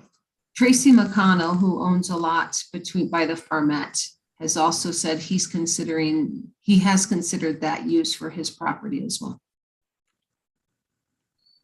Thank you. Another option that could be explored is that HOAs sometimes dedicate some land for this sort of use for their residents. For example, there's a parcel near the Eagle Canyon subdivision called Outlot C that they use for such use. We've already discussed the option of the buyout properties outside of the floodway. We would need FEMA permission to allow RV storage. I left the fourth bullet point here because it was in my previous cover memo about the Apple Valley water treatment plant parcel owned by the town. I since have reached out to Boulder County Planning Department, and they have said that this use would not be allowed in the rural residential zoning for Boulder County. So that's not an option. A final option could be a portion of the former railroad right-of-way behind Western Stone. It's CEC zoning, so it would align with that camping sort of use. It's about 1 acre, but if the trail is considered, it would have to be accounted for in that assignment of use. So what we're hoping for from you all today is just some direction on whether you'd like us to pursue any of these options or others, or if you'd like some additional information to help you make a decision. Thank you. You're welcome. Thank you. Are there any questions for Yanni or comments?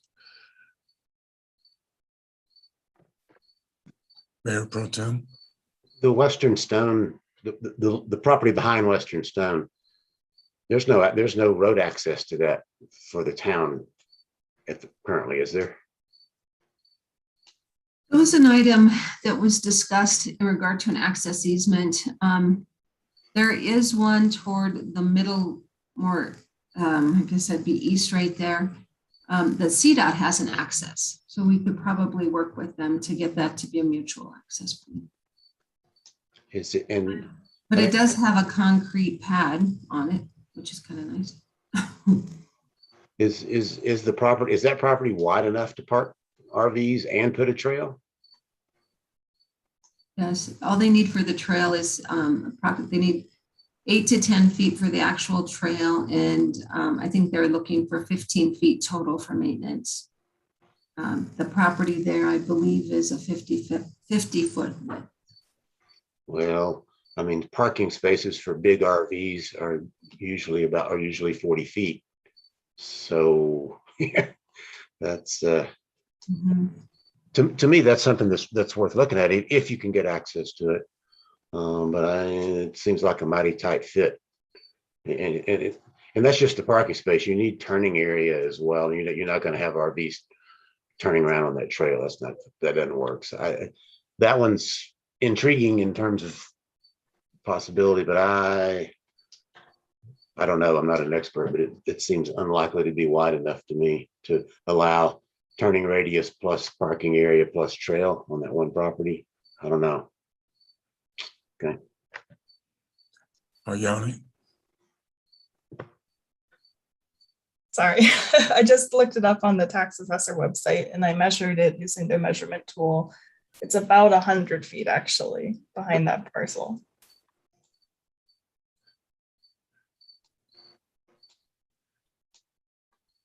Any other questions?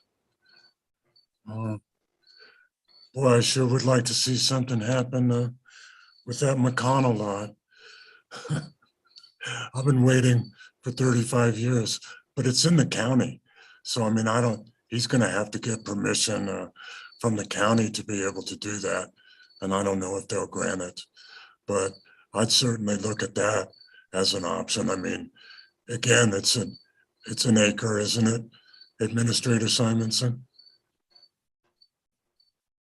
I better not guess because I was wrong on the last one. So I have to look that up. Yeah. I remember seeing it last week, but I don't recall. Maybe Yanni, if you can pull that one up, that'd be great.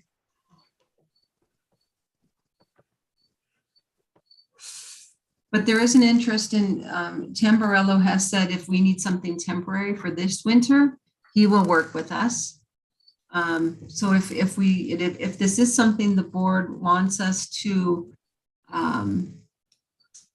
pursue, before winter gets here, we'd have another month or two. We could work with him on that usage, at least for now, and then continue to pursue, other either private sector or one of these other, if there's another option someone else has come up with. Yanni? The Tracy McConnell lot is 0.85 acres and it's currently zoned commercial in the county. Wow, interesting. Trustee Rogan. I'm always slow on the draw with the unmute button here. Do we have any idea what the demand is, what the demand would be for this winter? How many people would need to store them? Because that might make a difference to Mr. Tamburello or another private entity.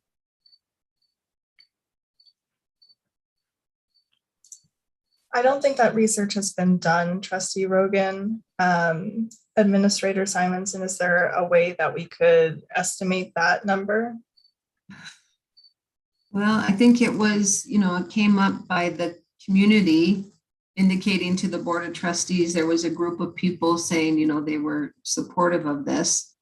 I guess we could try to put out a quick little poll and then maybe have them identify the length of the vehicles too, because we know that, you know, some of those really larger ones may not be appropriate, but maybe we could do that you just, like the board discussed when this was a regular item, that if you're under 25 or 27 feet, you know, we know there is a formula for how many you can get in an acre that's out there. I don't know if anyone else has any idea of how many we're talking about.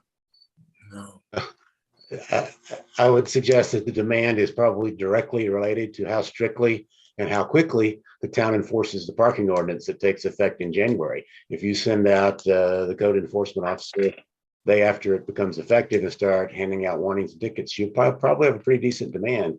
If we let it sit there and keep those vehicles where they are now, not going to have much demand. So we kind of, I mean, this whole thing arose out of our parking ordinance where we said we wanted to get the big RVs out of the cul-de-sacs, off the streets, cleared up for snow plows, quit blocking traffic access.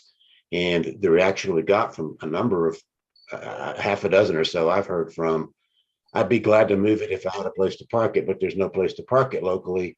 And I said, well, what about hygiene?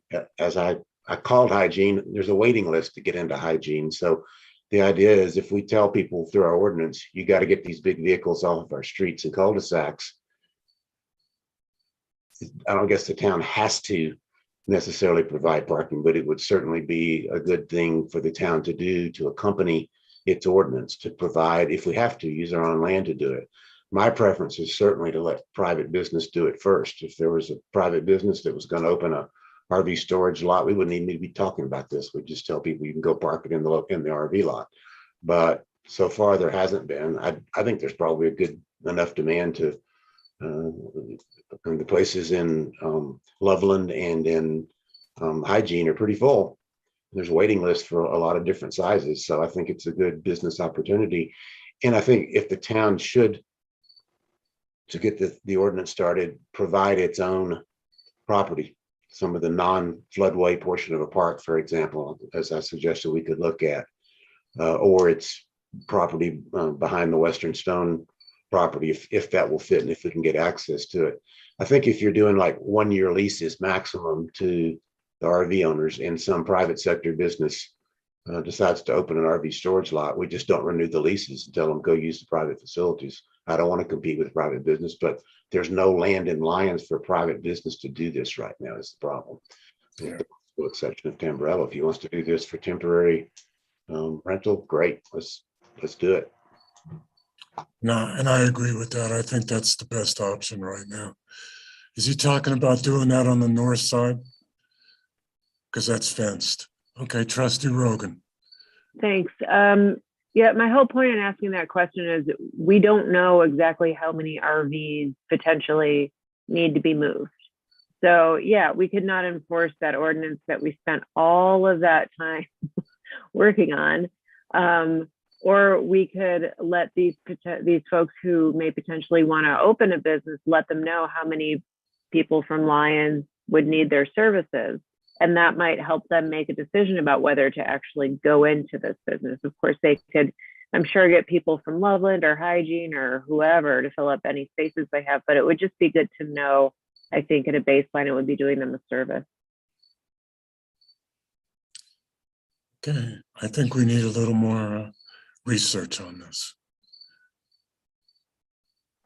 I think a survey to residents, I don't know how best to do that. Email blast, I guess, has the biggest circulation. Would you be interested in renting an RV space for either small or large vehicle if the town were able to provide it, or a private sector business, and see what kind of response you get? That's a good direction, Trustee Lowe. I think that's a great direction to take, Mayor Pro Tem. What I'm worried about, though, is we delayed the parking ordinance until January of 2022. Are people aware of it? I think we also need to put it out there, starting like on the next email blast, that we're going to start enforcing that, so people will get a heads up and they're not surprised. I think that's a good suggestion. I think that's a very good suggestion. Okay. I think that's a good direction. Any further comments? Madam Clerk, could you please read the next item into the record?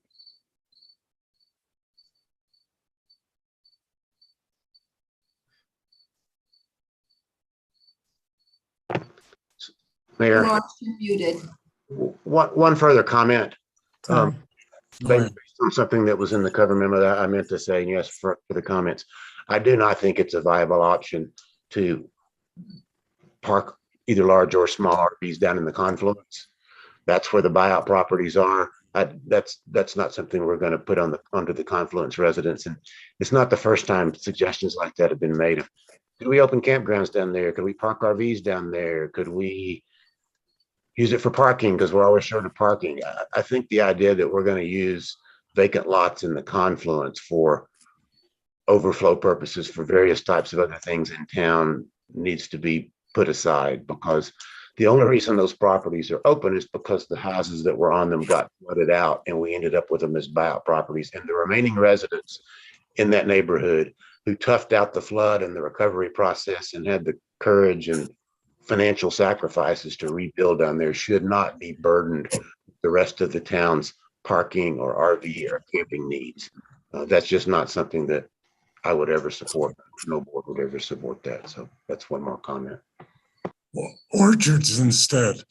Madam Clerk, could you please read the next item into the record? Yes, the next item is discussion and direction on a quasi-judicial and ex parte communication policy. Counselor?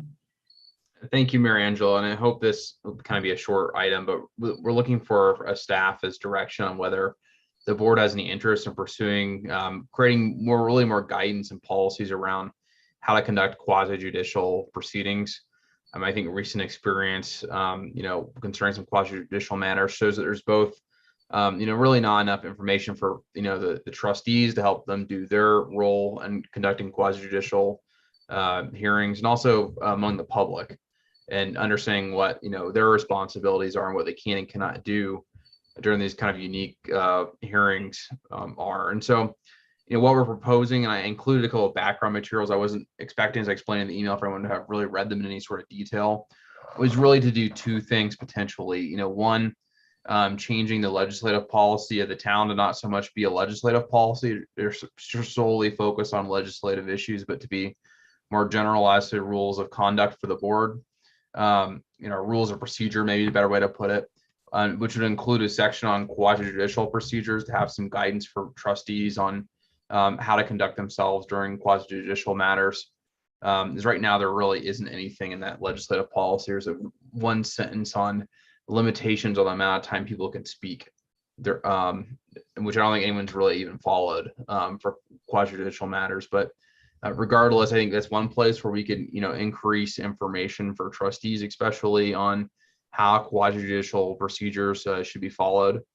And then secondly, and this is an idea I actually stole from Longmont, is that Longmont, they have was a pretty good policy, or not as much a policy, but set of guidelines really focus at the public, but are good reminders for all of us as well about what the parameters are and what can and cannot be done with regard to quasi-judicial proceedings and really communications between the public and the board. And so at least with that piece, I've already taken upon myself to kind of update that for the town. And so I'd really like to do is do two things. One, update the legislative policy to become really a procedure policy for the board, which would include a section on quasi-judicial procedures. And then two, to implement this, really this guidance document, I'll call it, really as information for the public, which could be put on the town's website. So the public could have more information on what sorts of communications are acceptable during quasi-judicial procedures and what are not, as additional, and including the additional background on what a quasi-judicial procedure is. So I'm just really looking for some direction, whether the board thinks this is a good idea to follow, or there's any additional suggestions on what sort of policy changes the board would like to see. But just something that has been, a recent issue, if you will, due to some of the things we've had to deal with. I think it would probably be good to implement some additional policies behind. Are there any questions for Counselor?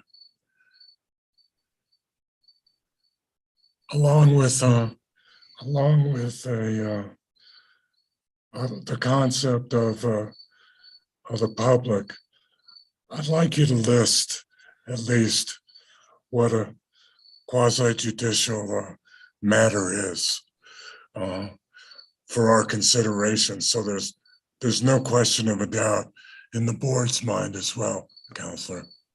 Of course, and that's something that the public policy has in it that we could crib into the procedural policy, if you will.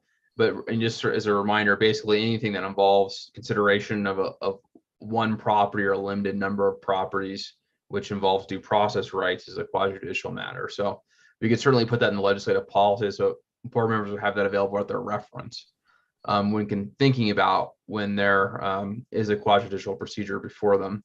And something I think we may want to implement as part of policy too that I've thought about, and something I've done in other places I've been involved with, is when such an application comes in, staff just sends out an email to everyone saying, look, we've received an application for this. This is a quasi-judicial consideration as a rezoning or conditional use, whatever it may be. At this point, quasi-judicial procedures are in effect. And so that way the board doesn't have to guess as to what may already be in the hopper and what may not be. It's kind of automatically, corrects itself at that point. I think that's an excellent idea, and I would support it wholeheartedly. How does the rest of the board feel?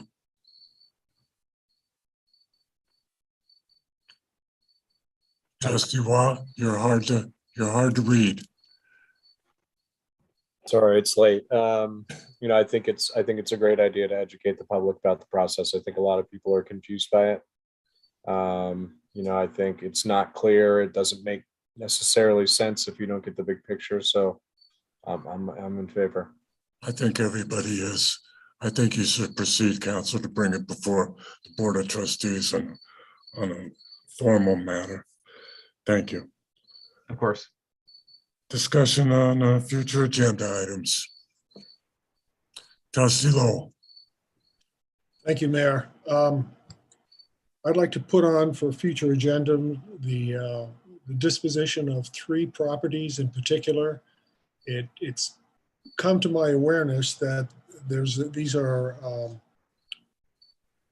these properties are part of a longstanding agreement to be transferred to the town, including amongst them is the 42 acres upon which the big L on the hillside sits. I had an email conversation with Town Administrator Simonson a few months ago, who indicated that the town is aware that they've never been properly transferred or they've never been accounted for. So I will send an email to Administrator Simonson, Attorney Dittman, and Town Clerk Vasquez with the particulars of these 3 properties. And I would like to see them addressed on a future agenda. Thank you, sir. Any other items?